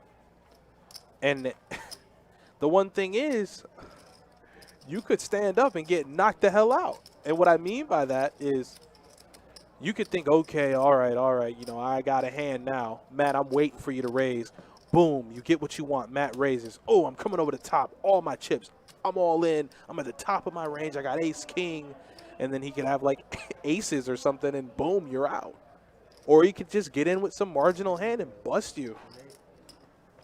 That's why I said it's easier said than done. Like, we can all see from here, sitting on our respective couches or wherever we're at, not being on the felt, in the action, we can easily go, oh, you got to fight back at some point. You know, you got to 3-bet him and do this and do that. It's just so easy to say it from this vantage point. You know, being Brian, you just gotta get out of there. You got to get out of there and find a better spot.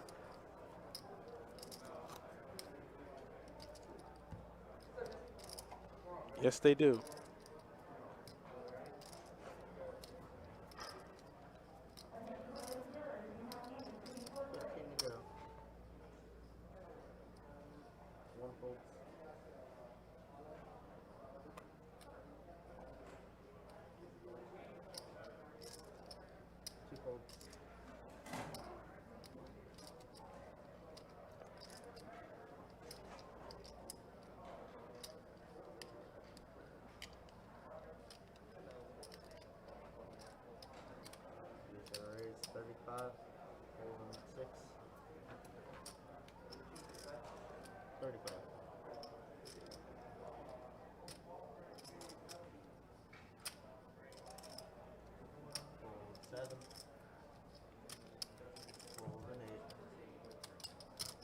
So Paul makes it 35,000 with Queen Jack, and everyone folds to him. Not too bad. Missy Devil 50 says the reason they're in tournament now is because they folded instead of calling it off. That might be one of the reasons. That might be one of the reasons. I'd like to think a little bit of luck goes into play, but I do understand what you're saying. That taking not necessarily a passive route, but rather the smart route is what is keeping them alive in the tournament and has gotten them up into this point. So, yes, I do agree with you in that aspect. And like I said, you know, my hat goes off to all the players. You know, even Terry, you know. Terry limping with 10s and, you know, still taking down the pot. Sure, I had some choice words for Terry. But guess what? Terry also is at the final table. Terry's also guaranteed now $7,000. So Terry is in a good spot.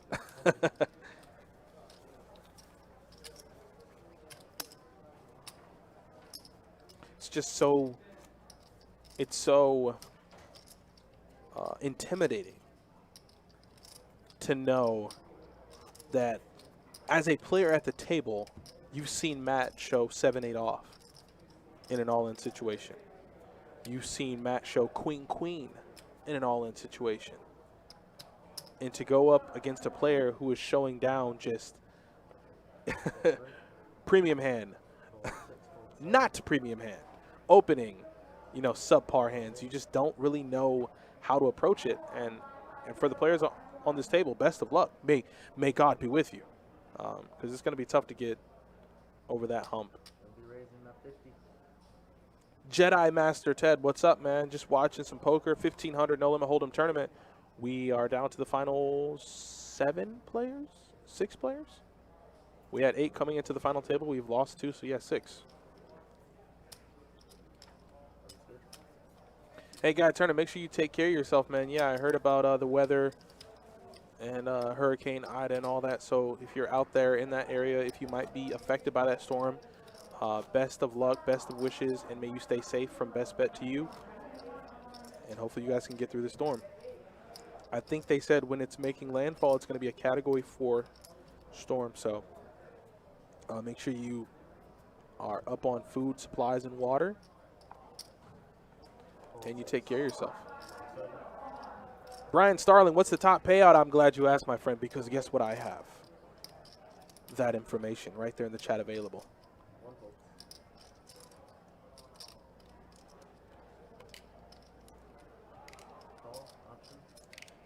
Yeah, Trav, he limped with 10s and somehow dodged the minefield and not only won the hand, I mean, he didn't get out flopped. And he was up against 2 other hands that definitely had overs. And I think it was a 9 deuce 5 flop.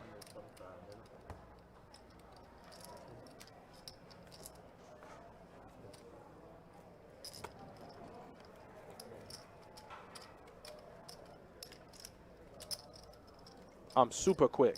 I'm super quick. I have to be. When the people want information, I got to.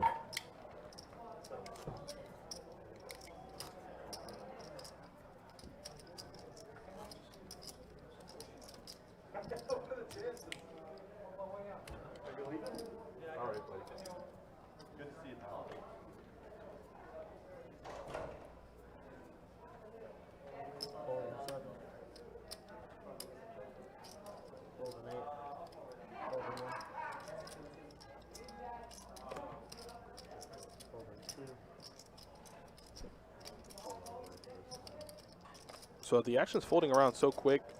He gets the ball in the small blind with 2 7s. And he limps. Ooh. And I thought he was going to wait for Matt to put in a bet there so he could raise, but he gets a flop that he wants. 20. Bets 20,000. No, I'm slow. I'm fat and slow, Nick. Good bet there from Paul. He's going to go ahead and take it down. Hometown hero and legend, Paul Petraglia, at the final table looking to capture some more tournament glory. He's no stranger to final tables and winning. And he's looking to do just that tonight. So for all of you watching, thank you for tuning in. This is Best Bet Live. We are located in Jacksonville, Florida. And we are putting on this live stream for you guys out there, for all the people who enjoy poker and more or less who enjoy tournament poker. So if you guys enjoy what you see, please hit that like button over on YouTube. If you're on Facebook, share. If you are friends or family of the people on the table, share. And if you're on Twitch, follow us and get that link out to all your other friends. As Terry is going to move in for the remainder of his tournament life, he says, that's it. I've had enough. King, queen off. All in. 96.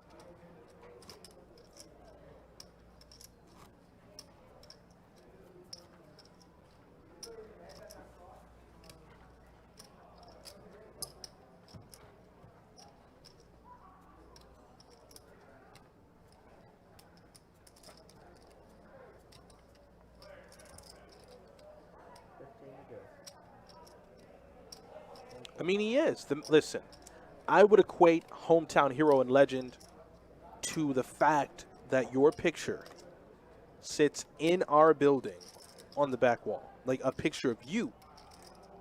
I think that's amazing. I think that's great. And not only is Paul a great tournament player, a great poker player in general, he's an awesome human being. Completely awesome human being.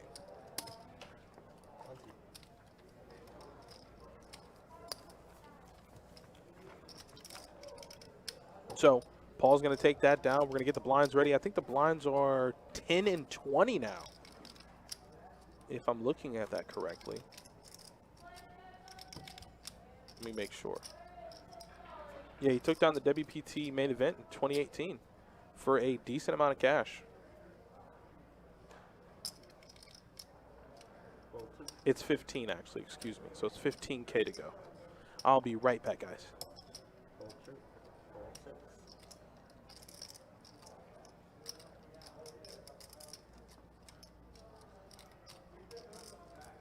Raise 35.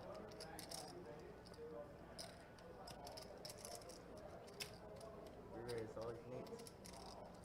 Fold in 1. Fold 35 in.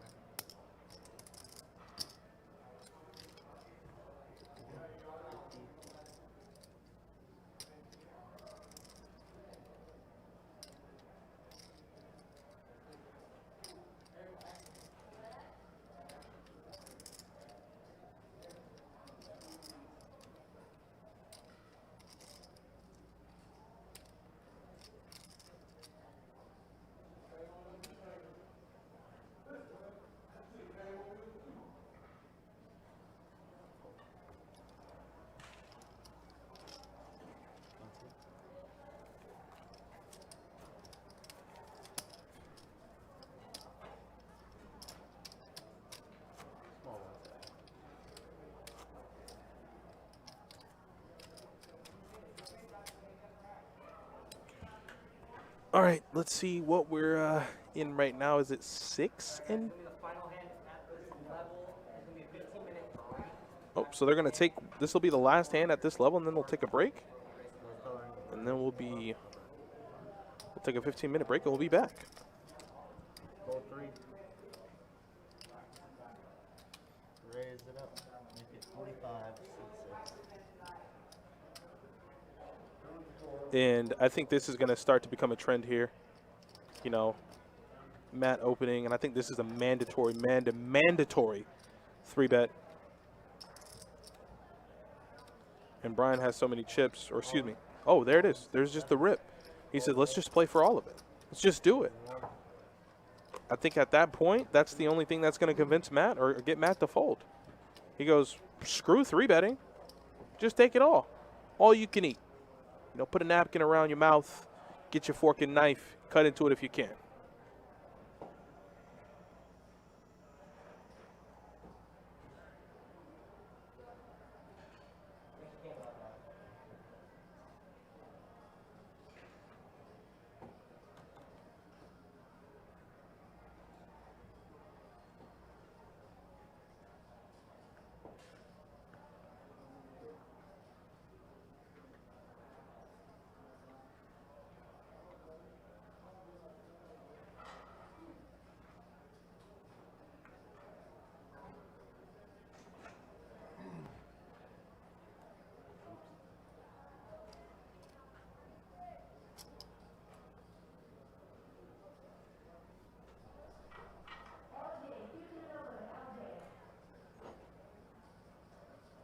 Makes the call.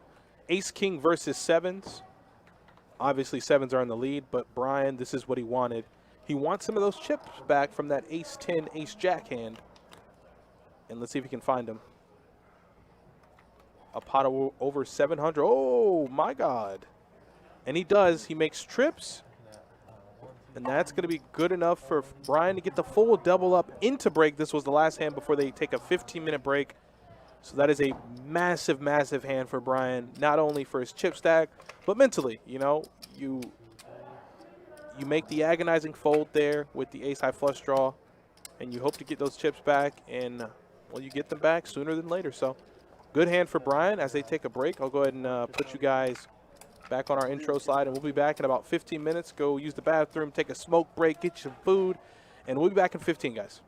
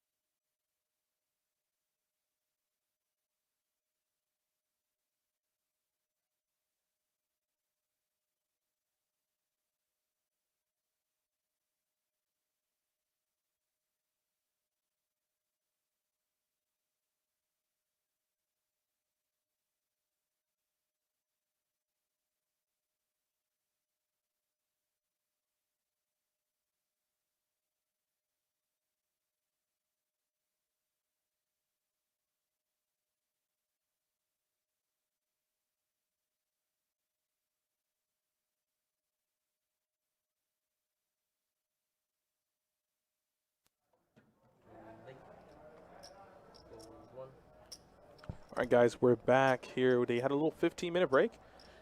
Come on back to some blinds being up and becoming more expensive to play. So we got some payouts over there, or excuse me, some chip counts for you guys. Matt, 929,000 in stack. He did, before the break, get into a rather large hand with Brian, where Brian doubled up sevens versus ace-king. Found an ace on the flop and an ace on the turn to seal the deal and give him the win. Matt was drawing to the other 2 sevens in the deck and couldn't find one. So, oh, here, let me get this chip stack off the screen so you guys can see what's going on. So you got Paul here betting 100,000 with a gutter and it getting through.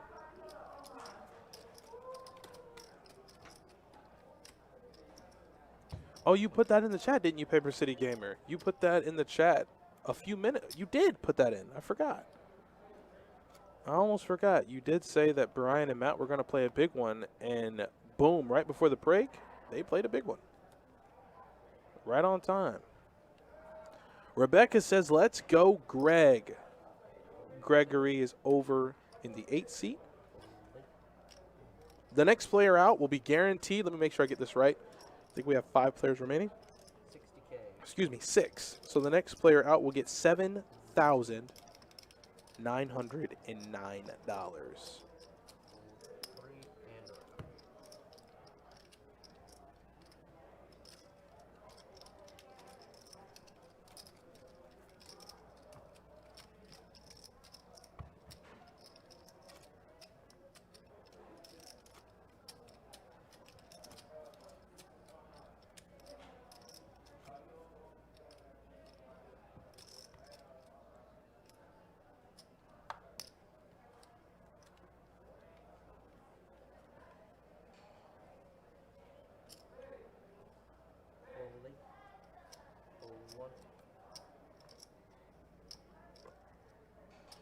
Looks like we got another Greg fan. Go Uncle Greg. Uncle Greg is holding his own. He's doing well so far.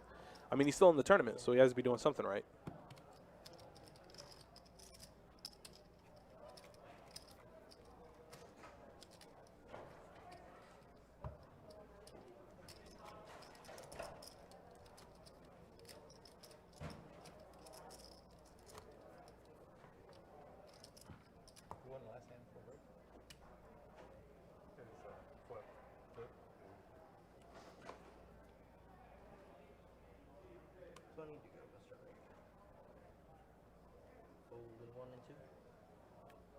Oh, Paul looks down at Ace King, and it's always good to find good cards here late in tournament.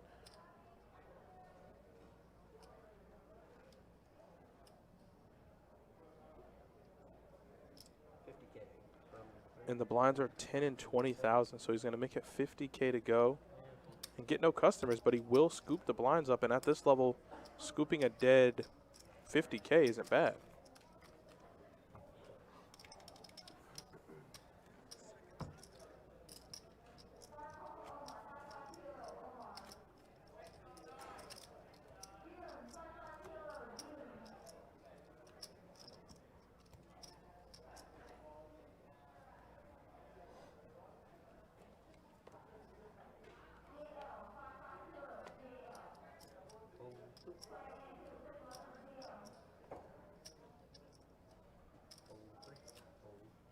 Okay, Terry's going to go ahead and fold. The blinds are 10 and 20K, and Terry's down to just about, what, 2 to 3 bigs, if that?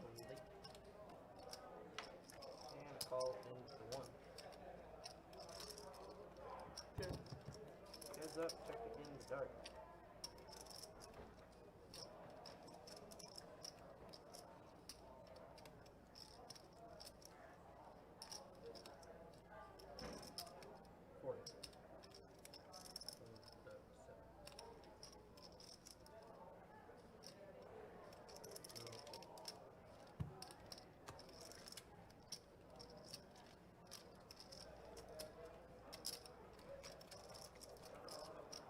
Duo Maxwell, what's up, man? Thanks for the kind words. Like I said, we just got a little 1,500 element hold'em final table action. We have 6 players remaining.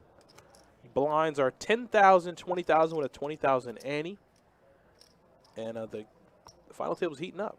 You got Matt, the aggressive player, who really is having his way with the table thus far, hoping that someone fights back. Brian did shortly before the break. He decided to 3-bet rip it in with ace-king. Matt made the call with pocket sevens. Brian doubled up.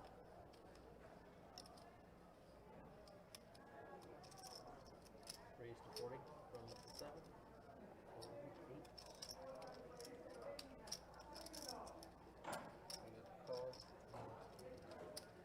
I didn't realize, but Charles is getting relatively short also.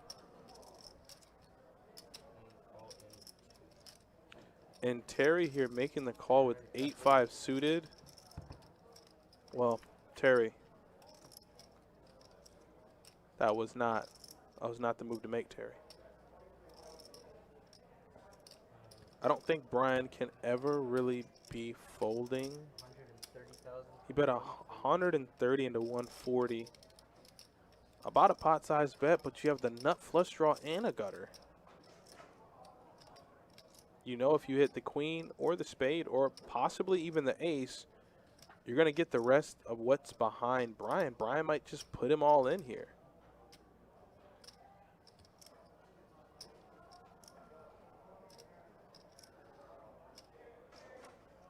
It's a massive hand to have.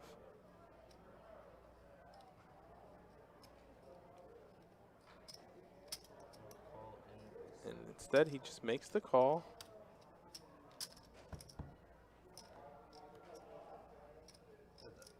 Queen on the turn makes the nuts.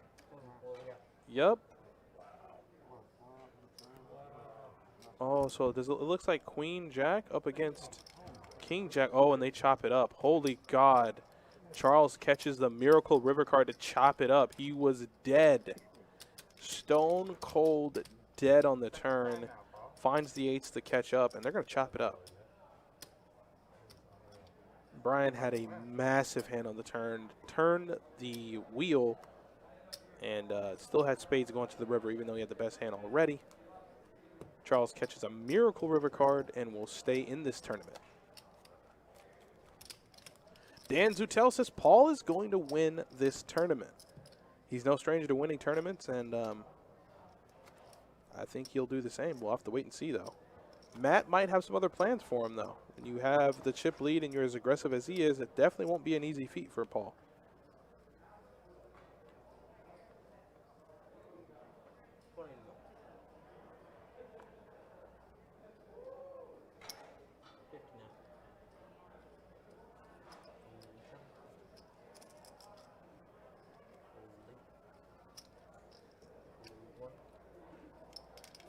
And Terry with 6-5 off, 10 in the small blind, makes the fold. I don't really know what Terry's doing at this point, but I can tell you this much. Regardless what Terry does, he will be $7,000 richer at some point in this tournament. Who knows? He could even ladder up more.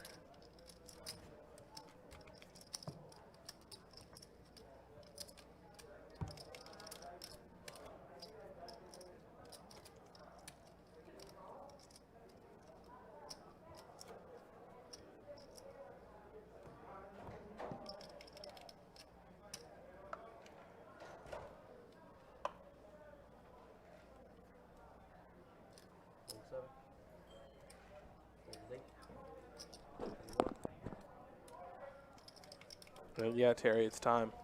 Get it on in there, Terry. Get it on in. So Terry moves all in for 15K. Blinds are 10 and 20, so I think it's safe to say we'll see this flop 3 ways unless Paul or Matt have some other plans for the hand. No, I think Paul and Matt should just be calling and checking and trying to get Terry out. 4 live cards against 2 live cards are Terry's not looking very fortunate in this spot, although he is in the lead. He's got fade a ton of outs.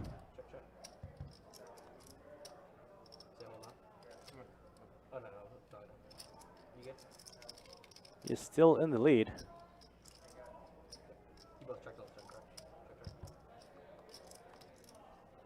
Wow, so King High is good. King High is good. And Terry's going to take down 75K. Terry is going to hang on. He says, not so fast, my friend. I still am alive. I still have chips. It's a pretty big jump from 6th to 7th, so I'm 6th to 5th. So next player up will receive $7,909. Next place is $10,397. So effectively, a little less than 3K jump from 6th to 5th.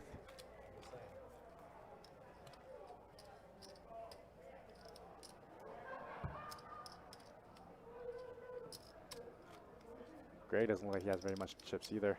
Yeah, they're all getting relatively short. Charles didn't have much chips either. He has a little under, I think, 200K left. So, you know, that's about 10 bigs, maybe 9 bigs. That's all the limping they were doing. Yeah.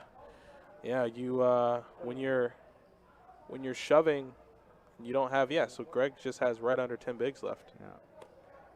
Now I bet he was wishing, damn, I should have just went all in with Ace King I was going to say, yeah, when you limp with Ace King. for 390K.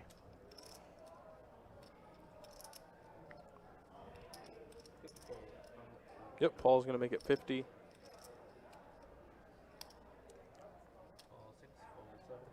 Got to call him the 6. Greg's going to have to throw in 40,000. And that is a monumental amount when you have less than 10 bigs left. There are 2 big blinds that are shipping away that you can't win.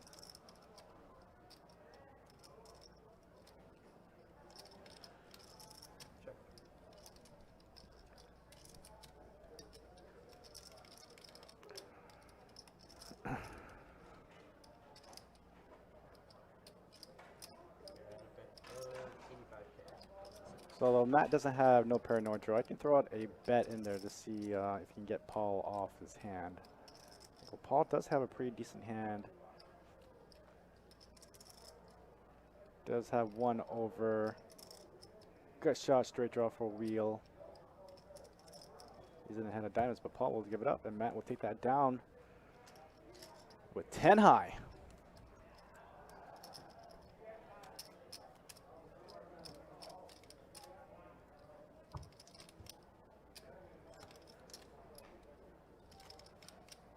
Yeah, usually in spots like that, if you have no pair, no draw, especially if it's just flushed out like that, you can take a stab at it.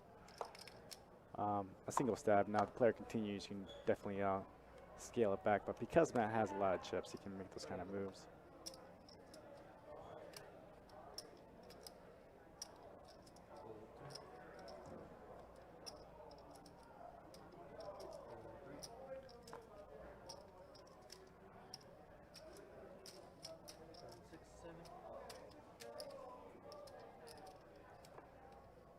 Greg now with the small blind. He likes to go all in, but Charles has pocket 9s. Not going to like the news.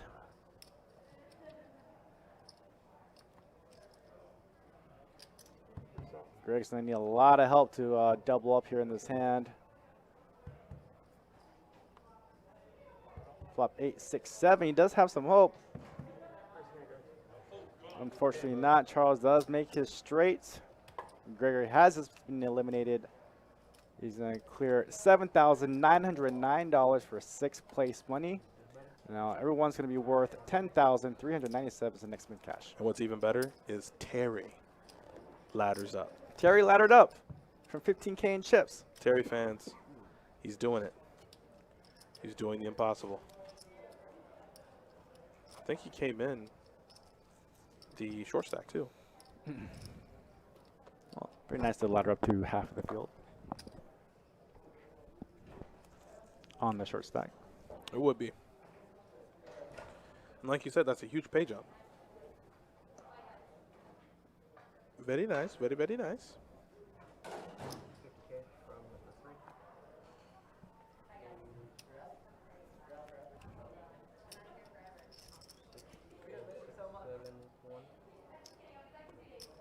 I wanted to chop right now.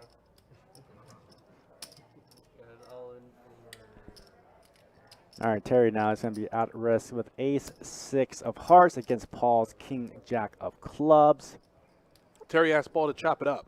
He said, do you think we could chop it up? I said, no. All right, I'm all in. Oh, there's a king. There's a king. Got the ball. But Paul has blocker. And just like that, 4 players now left at this final table. Terry is going to be eliminated in 5th place money, taking down $10,397. Congratulations to you, Terry.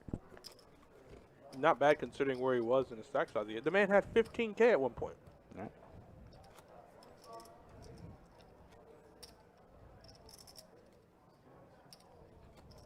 To have 15,000 in chips and to work your way back up, that is truly an amazing thing. Like I said, I can say what I want. Terry's $10,000 richer. Congratulations, Terry. And Terry satellited in, so he's not in for 15. He's probably in for, what, 280? Was the satellite? $9,800 return. I'll take it.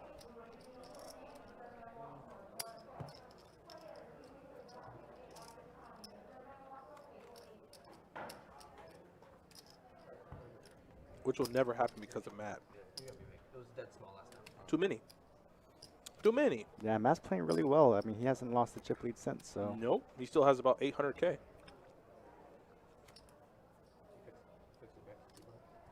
The man is a champion.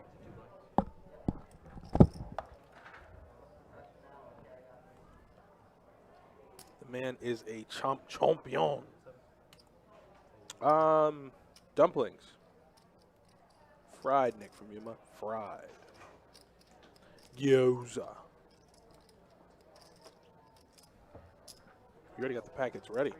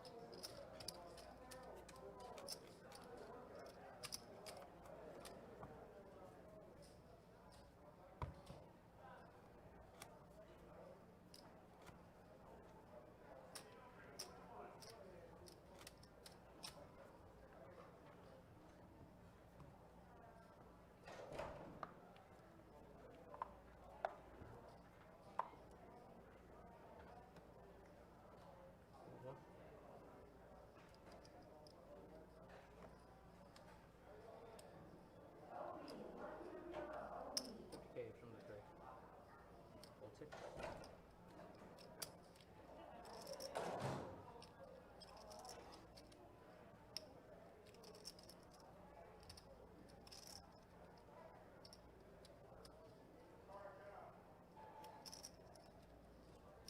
Looks like Brian's cutting out a 3-bet here with Ace Jack. Makes it about 200, 195,000. 195.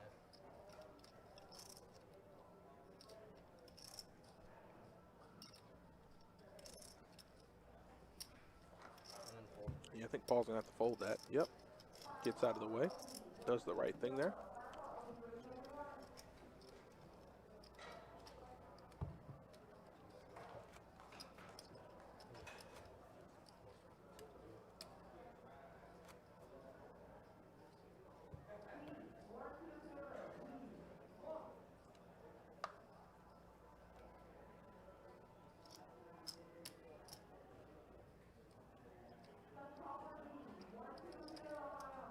Fold 3.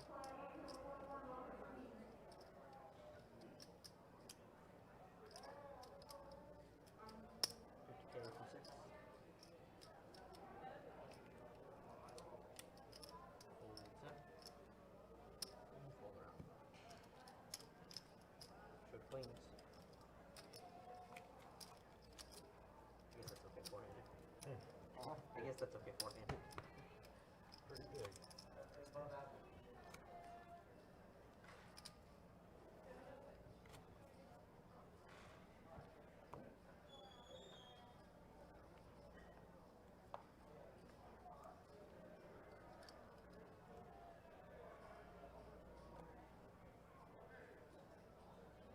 K from 6.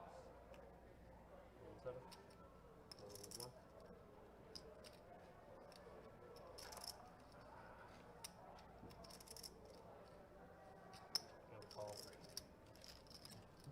And now Matt wakes up with a real hand. And Paul outflops him. So not bad there, Paul. Showing a little opposition there.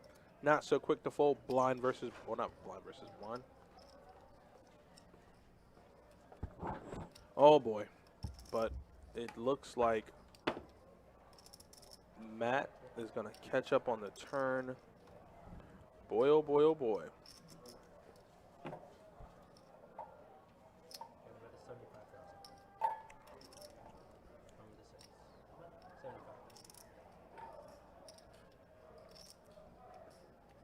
Talk about running good along with being aggressive.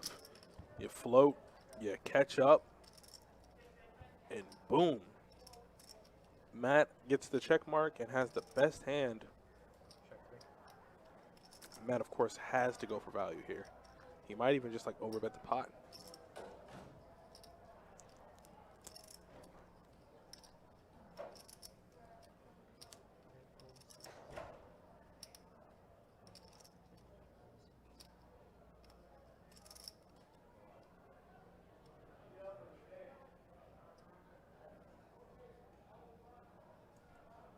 I think it would be easy to snuff out a value bet. Like if he makes it 80, 90, 100, looks like value. But he checks it back and shows ace king. Interesting check back.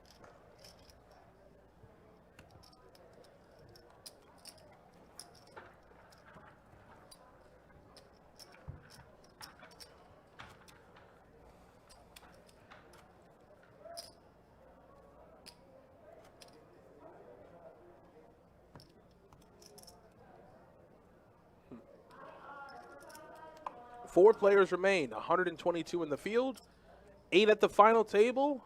We're down to 4. Next player out is going to get 4th place money, which is going to be $14,105. The page ups are getting real now into the 5-digit. Pay jumps are getting super real.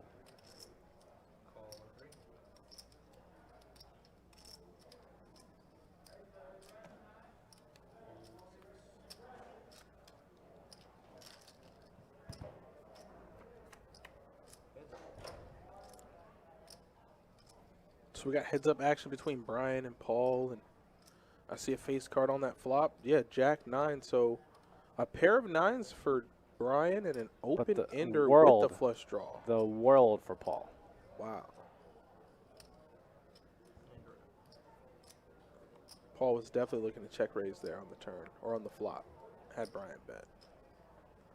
But it might be the case of just too many outs, and I don't know if Paul can hit this. Such a massive draw. 55,000 from the thing.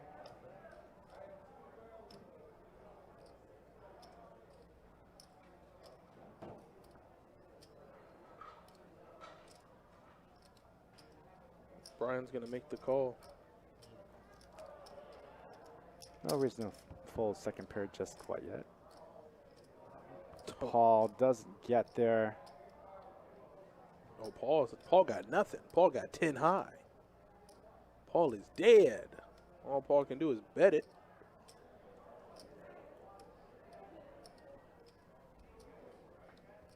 Or just give up and hold on to that 420 you got in front of you. And decides the latter. No reason for Brian to make a bet here.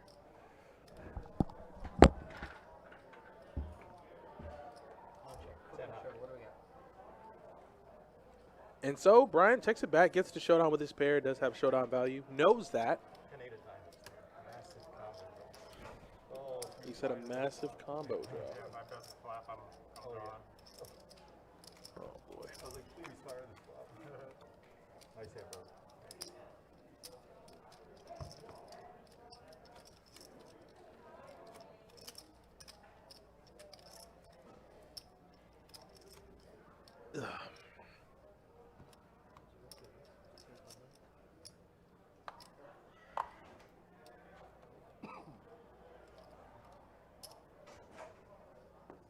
$50K from the one.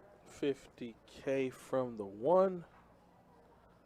Charles is going to make it 50,000. And Paul looks down at the same hand, different suit.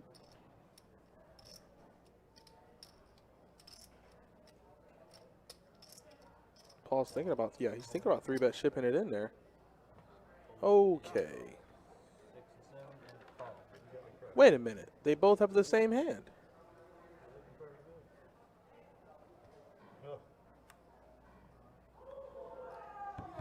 They have the same hand. Okay, free roll. Oh no, heart on the turn. Good Lord Jesus. Oh boy. Okay, so they're going to chop it up. Paul was free rolling on the turn, and I really thought that heart was coming. Whew. Ooh, that was swift, Kevin. Very nice, sir. Very nice. Like one of us is potentially getting a free roll here. Yep, and Paul was on the end of that free roll, especially on the turn. I have ace-4. Right? They usually show up there with ace-4 too.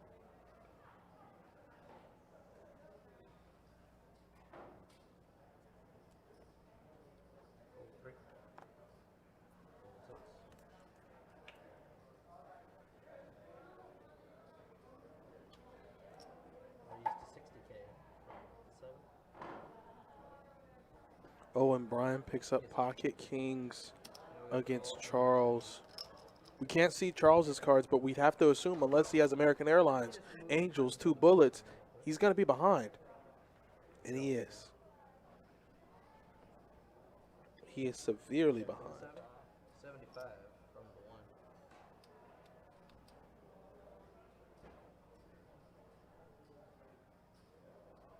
And call.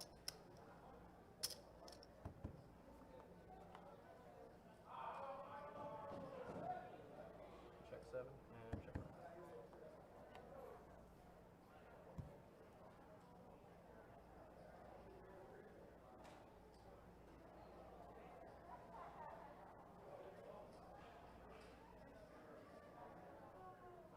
Check 7. And check around. What do we got? Brian was really hoping Charles blasted off there, but he chose not to.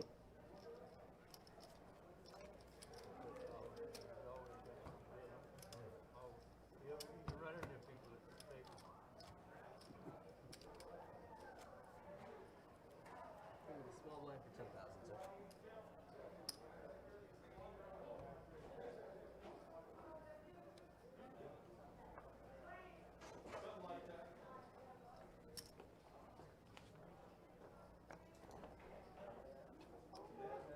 Looks like Matt's going to open to 55.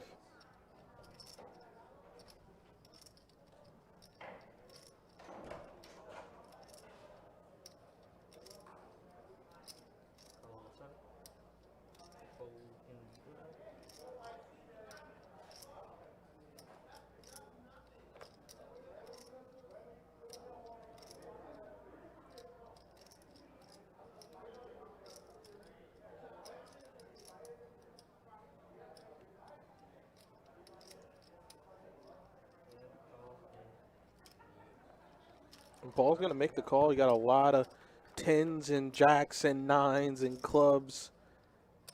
And that's not a flop to really connect with anyone's hand. And Brian can't like the king there too much on the flop, but is in position.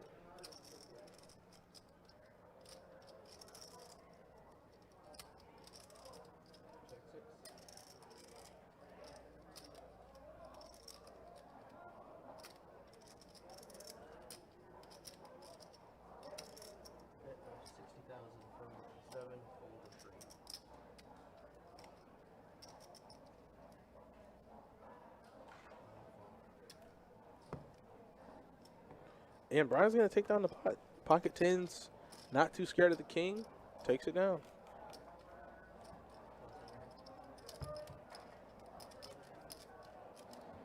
Alright guys, this is going to be the last hand at this level. We're going to be going to 15 and a quarter after this hand. So the blinds are going to go up after this hand. It'll be 15,000, 25,000. just like that, that 25, that 20 bigs that you have, you no longer have. It's now cut in half. And Charles with Jack on the button, those blinds are going up, and guess what? The blinds are coming around quick.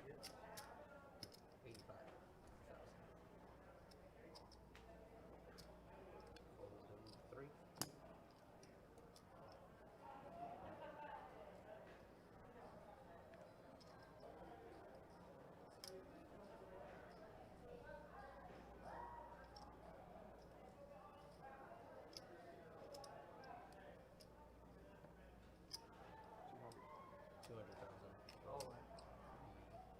Six, all in. One. Yeah, and Matt's going to make the call with ace-4 against pocket jacks. Charles here with his tournament life on the line. Pocket jacks has Matt dominated pre-flop, and that's more or less a Matt move there. Wanted to isolate and get him off his hand, and there's an ace right in the window. 2 pair. And that's it. Charles is going to be eliminated. We'll call him Maniac Matt. Maniac Matt I had no idea. puts them all in there with ace-4 I did not expect it. and is going to get the elimination. We're down to 3. This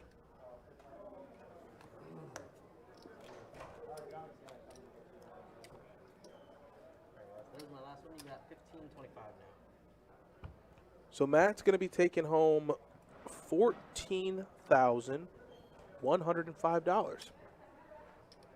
And we're down to the final 3. Congrats, final three.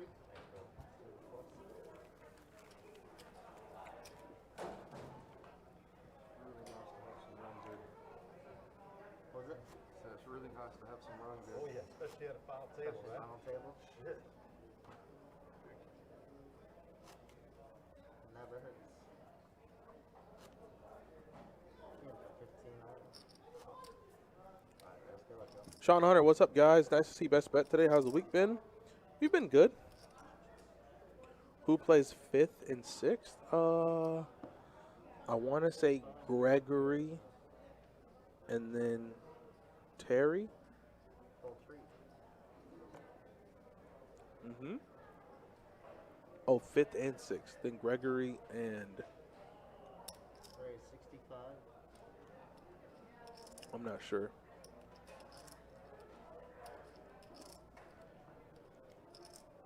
Was it Terry? It was Terry.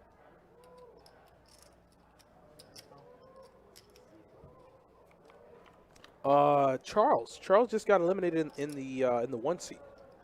Yeah, Matt took him out. Like I said, that aggression, man. The aggression, having the chip lead, it just makes him that much more dangerous. And look at that, ace-4 against pocket jacks, and not only flops an ace, turns a 4. Terry was 5th, 10K. Okay, there you go. So then Gregory was 6th.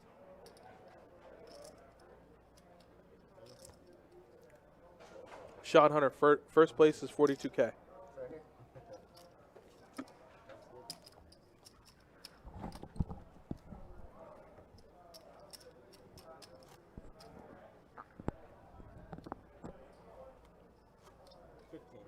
And I think Paul realizes as he does a little inventory there, he's going to be the short stack. So with blinds going up, 15 and 25,000. Paul having just shy of 400K. He has maybe 10, not 10 bigs. He has more than 10 bigs. He's about 15, 16 bigs. Option. I think collectively between these players from the rest of the table that used to be there, they probably have the most final table experience. I know Definitely. Brian has won a couple of our tournaments in the far back. Check. So he's very versed in tournaments. Paul, obviously. And the way Matt's been playing, I feel like he has been definitely... Matt's crazy, man. He's a maniac. He's wild. He cannot be contained. Ace-4 against jacks. No? 3-betting it up. Gets, guy, Charles rips it in. He calls. Okay. Let's go. Ace in the flop. Standard. Turn 4.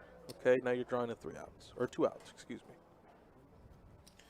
Keep composure. Anyone still in here? Anyone still in? Get here from a satellite. I think Terry got in from a satellite. I know that for sure. As far as the rest of the field, I couldn't confirm nor deny.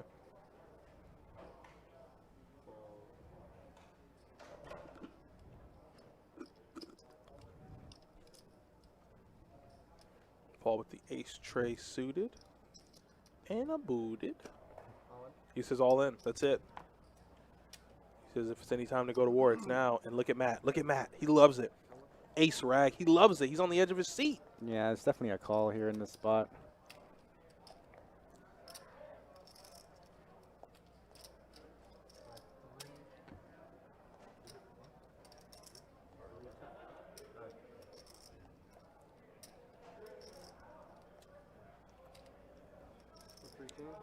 If anything, he thinks he has one over.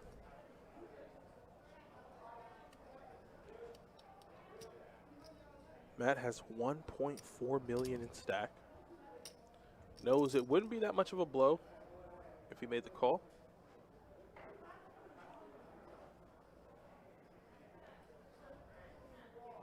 Yeah, if he calls, then you would at least solidify second place. Mm-hmm.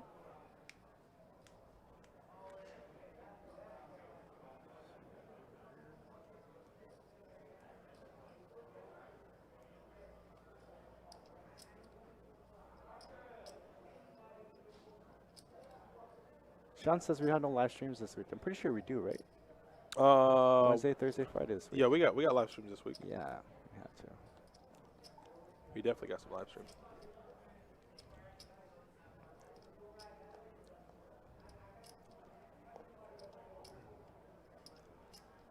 Wow, this is really putting him into the tank. He looks like he's just like, oh, can I do this? Oh, it gives it up. Wow. Super tight fold. Yeah, I mean, for him, For him? that's tight as hell. But Paul is definitely relieved to get the pot. He knows Matt has called in situations like that with a lot less. So I think Paul knows that Matt gave him a lot of respect there. Yeah, calling off on the ace nine would probably be the bottom of range. For Mm-hmm. Justin Especially at the Chris. bottom of the range for Matt.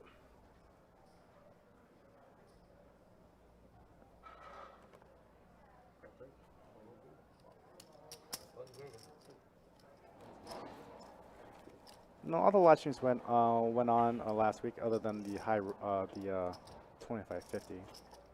So that was the only game that we could not get together. Zach, Caleb, what's up, my friend? How you doing? You know the vibe. You know what's going on. A little tournament action. 1,500 no limit hold'em. We started with 8. We're down to our final 3.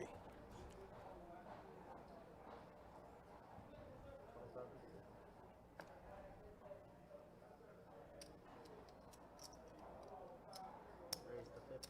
Hold 7. Yeah, Paul might just rip it in here, and I don't think Matt can fold this time.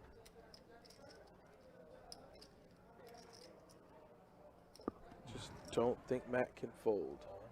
Yup, Yeah, it's gonna be a snap Matt call. can't fold now. Call. Shove. All right, Paul is at risk. King Jack high against Matt's ace 10 suited. 9 on the flop.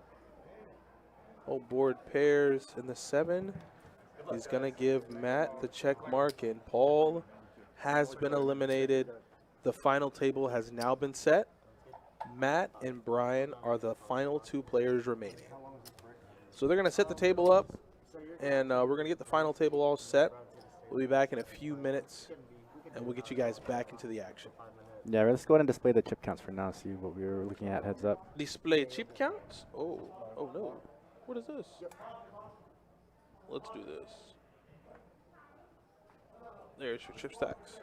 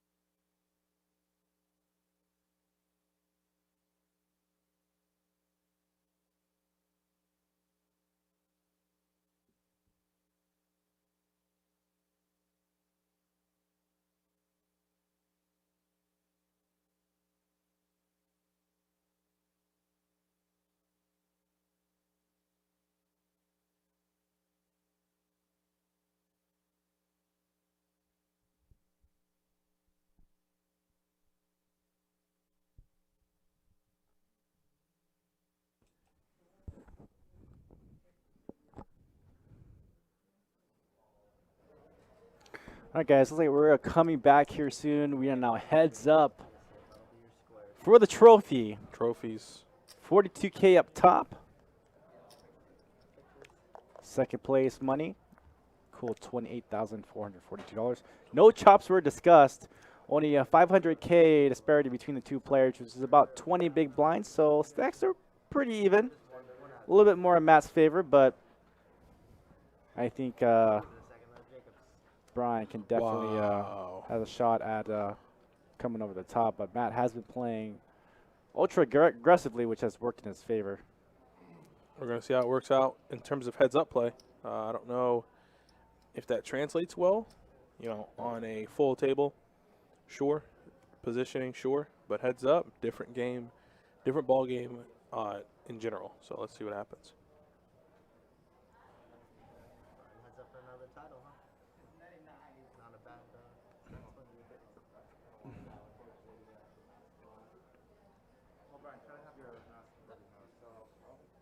Brian says it's been a while since he has actually won a tournament. Okay, well, he has a chance at it now. Either way, I don't think he'll be too upset. Like I said, obviously, when you come into the day, you want to take first place. But a cool 28,000 can't ever be that bad. Brian R. Ball, total live earnings, $294,000. Not bad at all. His last official cash was in June of this year. Played an event at Tampa for cool $800, Not bad. facing 340th place and a $500 buy-in. The last time he's won an event, He said it's been a while. yeah, he's got a lot of results. The last event that he won was in 2015, and that was here at the Mid-States Poker Tour main event, the MSBT, when we used to have that for the $1,100 buy-in, and he won 102K. Oh, wow. Back in 2015. Well, he's trying to add another tournament win to his belt. I guess he took a 6-year drought, and he's trying to get back among the ranks of tournament champions. He has one person that's standing in front of him and $42,000, and that's Matt. And I can tell you this much, I don't know if it'll be easy to get around him. The man is very aggressive, and he knows what he's doing. If Brian were to win this, it would be his second biggest cash of all time.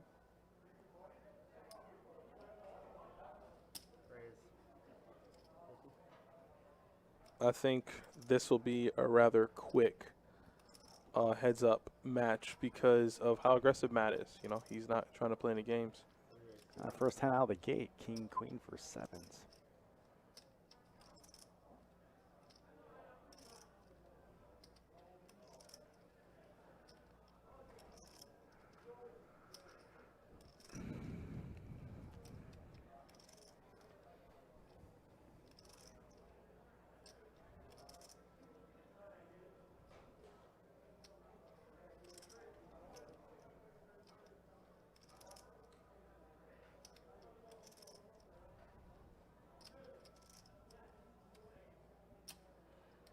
And he makes the call.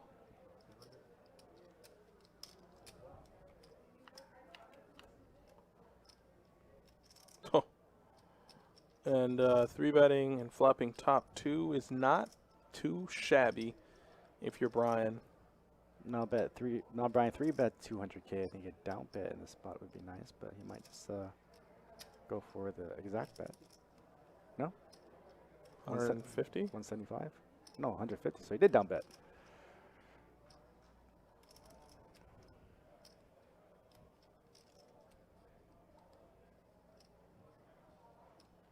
And does induce a call from Matt. Jack of hearts on the Just turn. shut it down if you're Matt. Now that does change a lot. The straights out there, the flushes out there. Brian will take a check. Matt is probably going to sense some weakness here. He knows that Jack of hearts did scare Brian. He also down bet flop, so he might think he could be good here.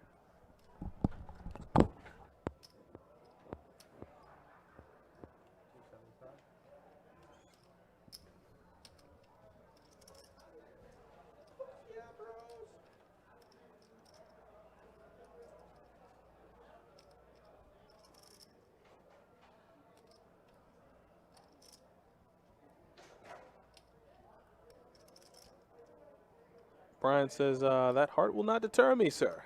I shall keep progressing. Unless you want to bet again or heart comes on river. Heart comes on river, then Brian might have to shut it down. And is that a queen? Is that a queen? Did he boat up? Yeah, he boated up.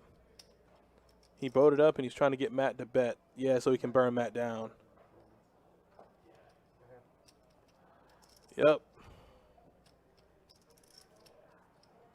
He wasn't going to allow it to happen, though. He was not going to allow it to happen. He tried to set the trap, but Matt did not take the bait.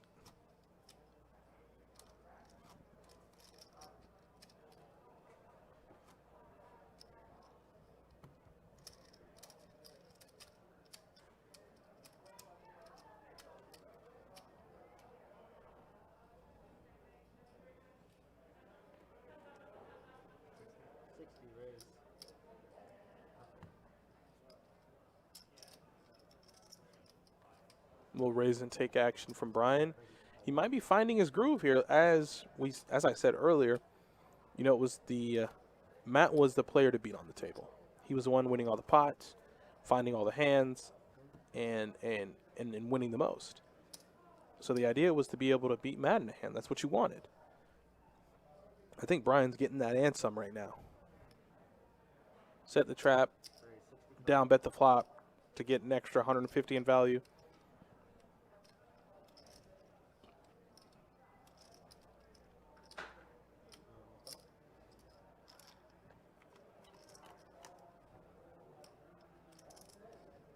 Ace-5 tray, 2 diamonds.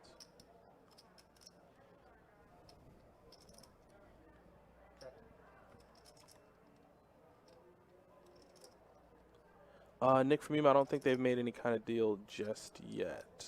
I don't think they have. Considering they were so close in chip stack before the heads-up match started, they did not make any deals. And now that Brian is slowly progressing to the chip lead, I don't think there will be any deals made. I think their best chance was before their heads-up match started. Now, you know, that Brian has close to 2 million in chips and Matt has half of what he had coming into the match, yeah, there won't be any chops. I think they'll play this one all the way through. 60 raise.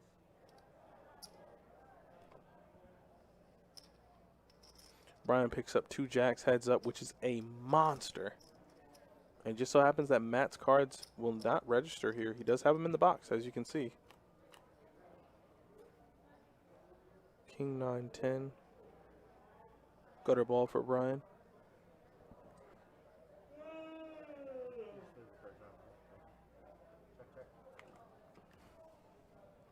Turn is a 4 of diamonds.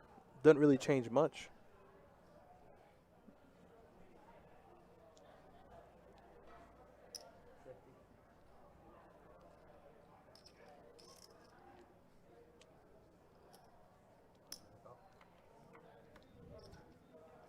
The deuce on the river. Brick turn, brick river. Pocket Yannis.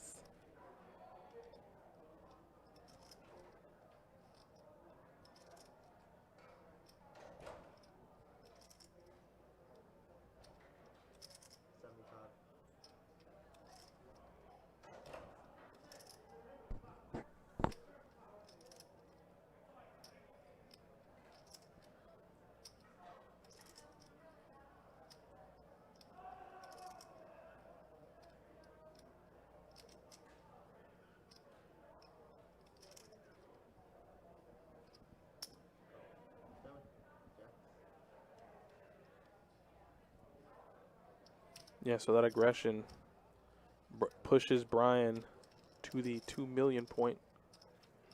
And he is He is chipping up in a major way very quickly. And like I said, I think he might have had queen 10. He might have had some kind of pair plus draw. But as I said, this heads up match definitely got over relatively quickly. It looks like it'll be over relatively quickly. Chips are moving.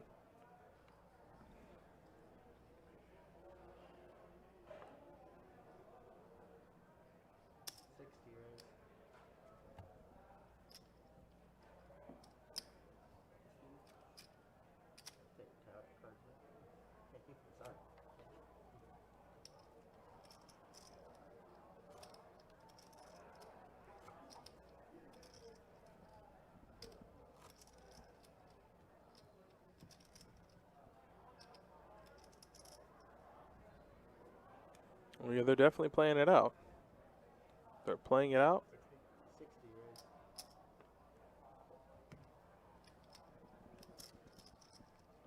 Another raise and take there from Brian.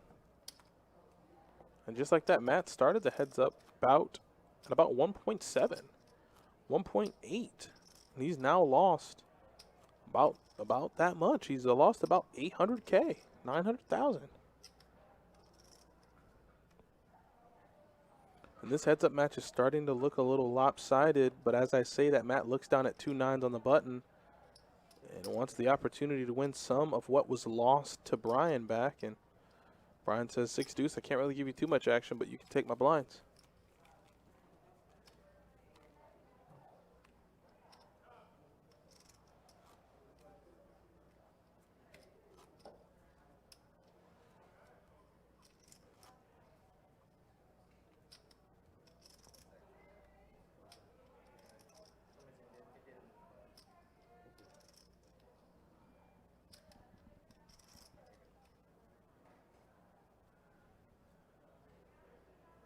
Wow. Brian is running above average here in the heads up match. And it's really great to run so good heads up late in the tournament. You know, when all the money's up top. Look at that.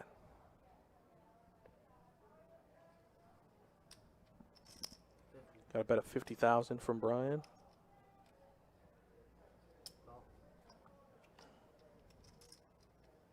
Oh, and now Matt's going to pick up the open ender, the flush draw, and have the pair. His flush draw's dead, obviously, but he still does have a pair and an open ender. And boom, spikes it on the river.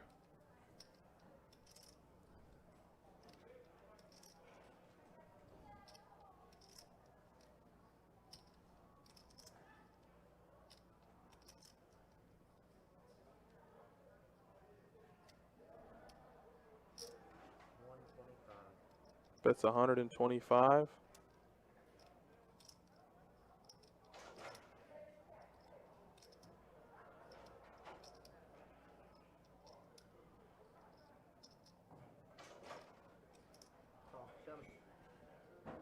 Yeah, he has a 6. He sure does.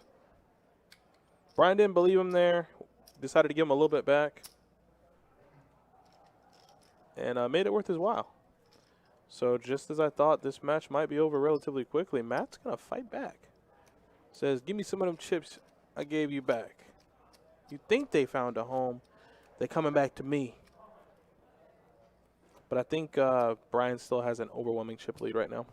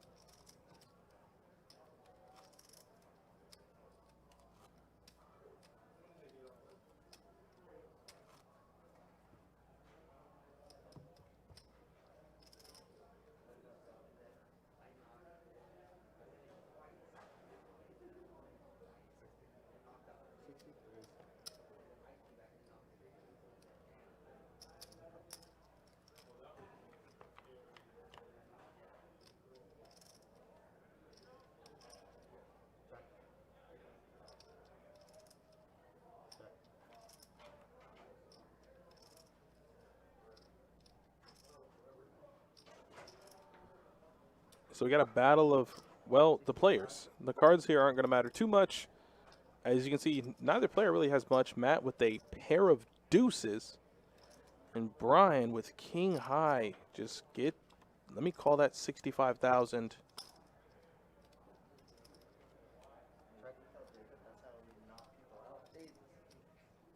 And look at that. Brian makes the best hand on the river, and I think that one's going to tilt Matt a little bit. It's like, hey, what you in the hand with, buddy? You got king high. Yeah, that one's going to hurt. If they get the showdown. If he shows his hand. Yeah, Matt's going to be like, hey, man, how in the world? Yeah. Yeah, that's the one that's going to do it. Yeah, there's the tilt setting in. I see it. It's visibly all over his face. And Brian is running away with this. Just when I thought Matt had a little momentum, Brian steals it away.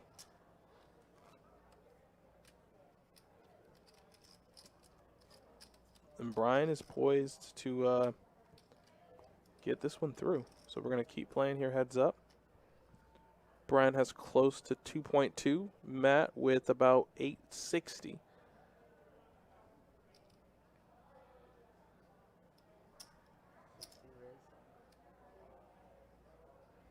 Brian with the queen 6. Says, sure, I'll come along.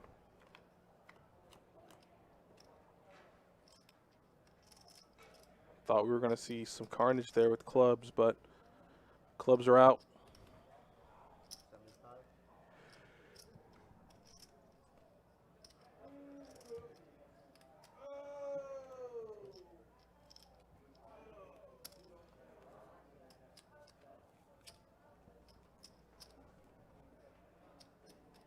Matt takes that one down, gets a little bit back.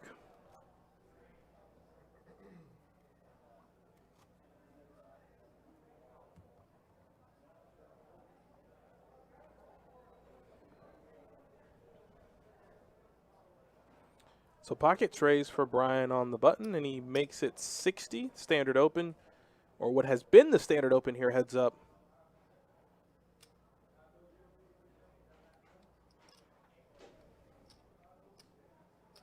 Matt pumps it up, makes it 175.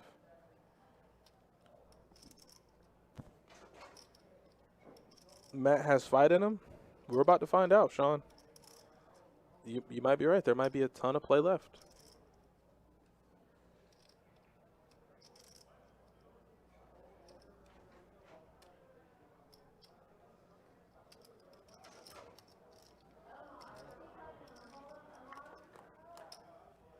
And heads up to a flop in which Brian is going to flop bottom set. And Matt has 10 high. So now would not be the time to step out of line. Now would not be the time to get frisky or spicy or try to bluff at it. Brian has a hand that I don't think he'll ever be folding here, heads up.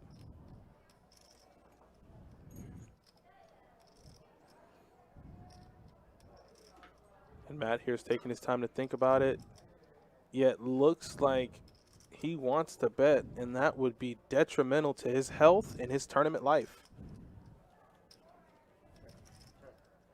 But he does find the check button. And now it's on to Brian. Focused. Arms crossed. Glasses on. Listening to some alternative rock. Bets 100K into about 375. And Matt does something that I think he's going to regret for a very long time. Yep, go ahead and get up, bud. Yeah. Yeah, you know what you did. You know what you did. Begin the walk, sir. Begin the walk. And Brian makes a full house on the turn, and that's it. That is it. We have crowned a winner. Out of 122 entries, Brian Arbaugh will be the champion. Crown him king. He will win our $1,500 no limit hold'em tournament. Matt will finish second for a cool $28,442, but Brian will take home the lion's share of $42,572. Expert dealing from Kirk and Jacob. And to all of you watching, thanks for tuning in. Thanks for being along for the ride. It was a lot of fun. For myself, Adonis, and Johnny, I'll put some chip stacks up. Like I said, first place, $42,572. Second place, $28,442. Be on the lookout for our upcoming live streams and upcoming tournaments on our website, bestbetjacks.com. Keep it locked, and we'll see you guys back next week.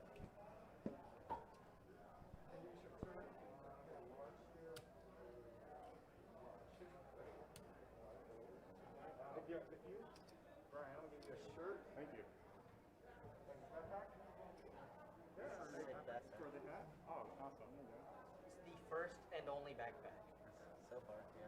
It's a nice one. It's a nice one. That's what we were saying. Actually, I have a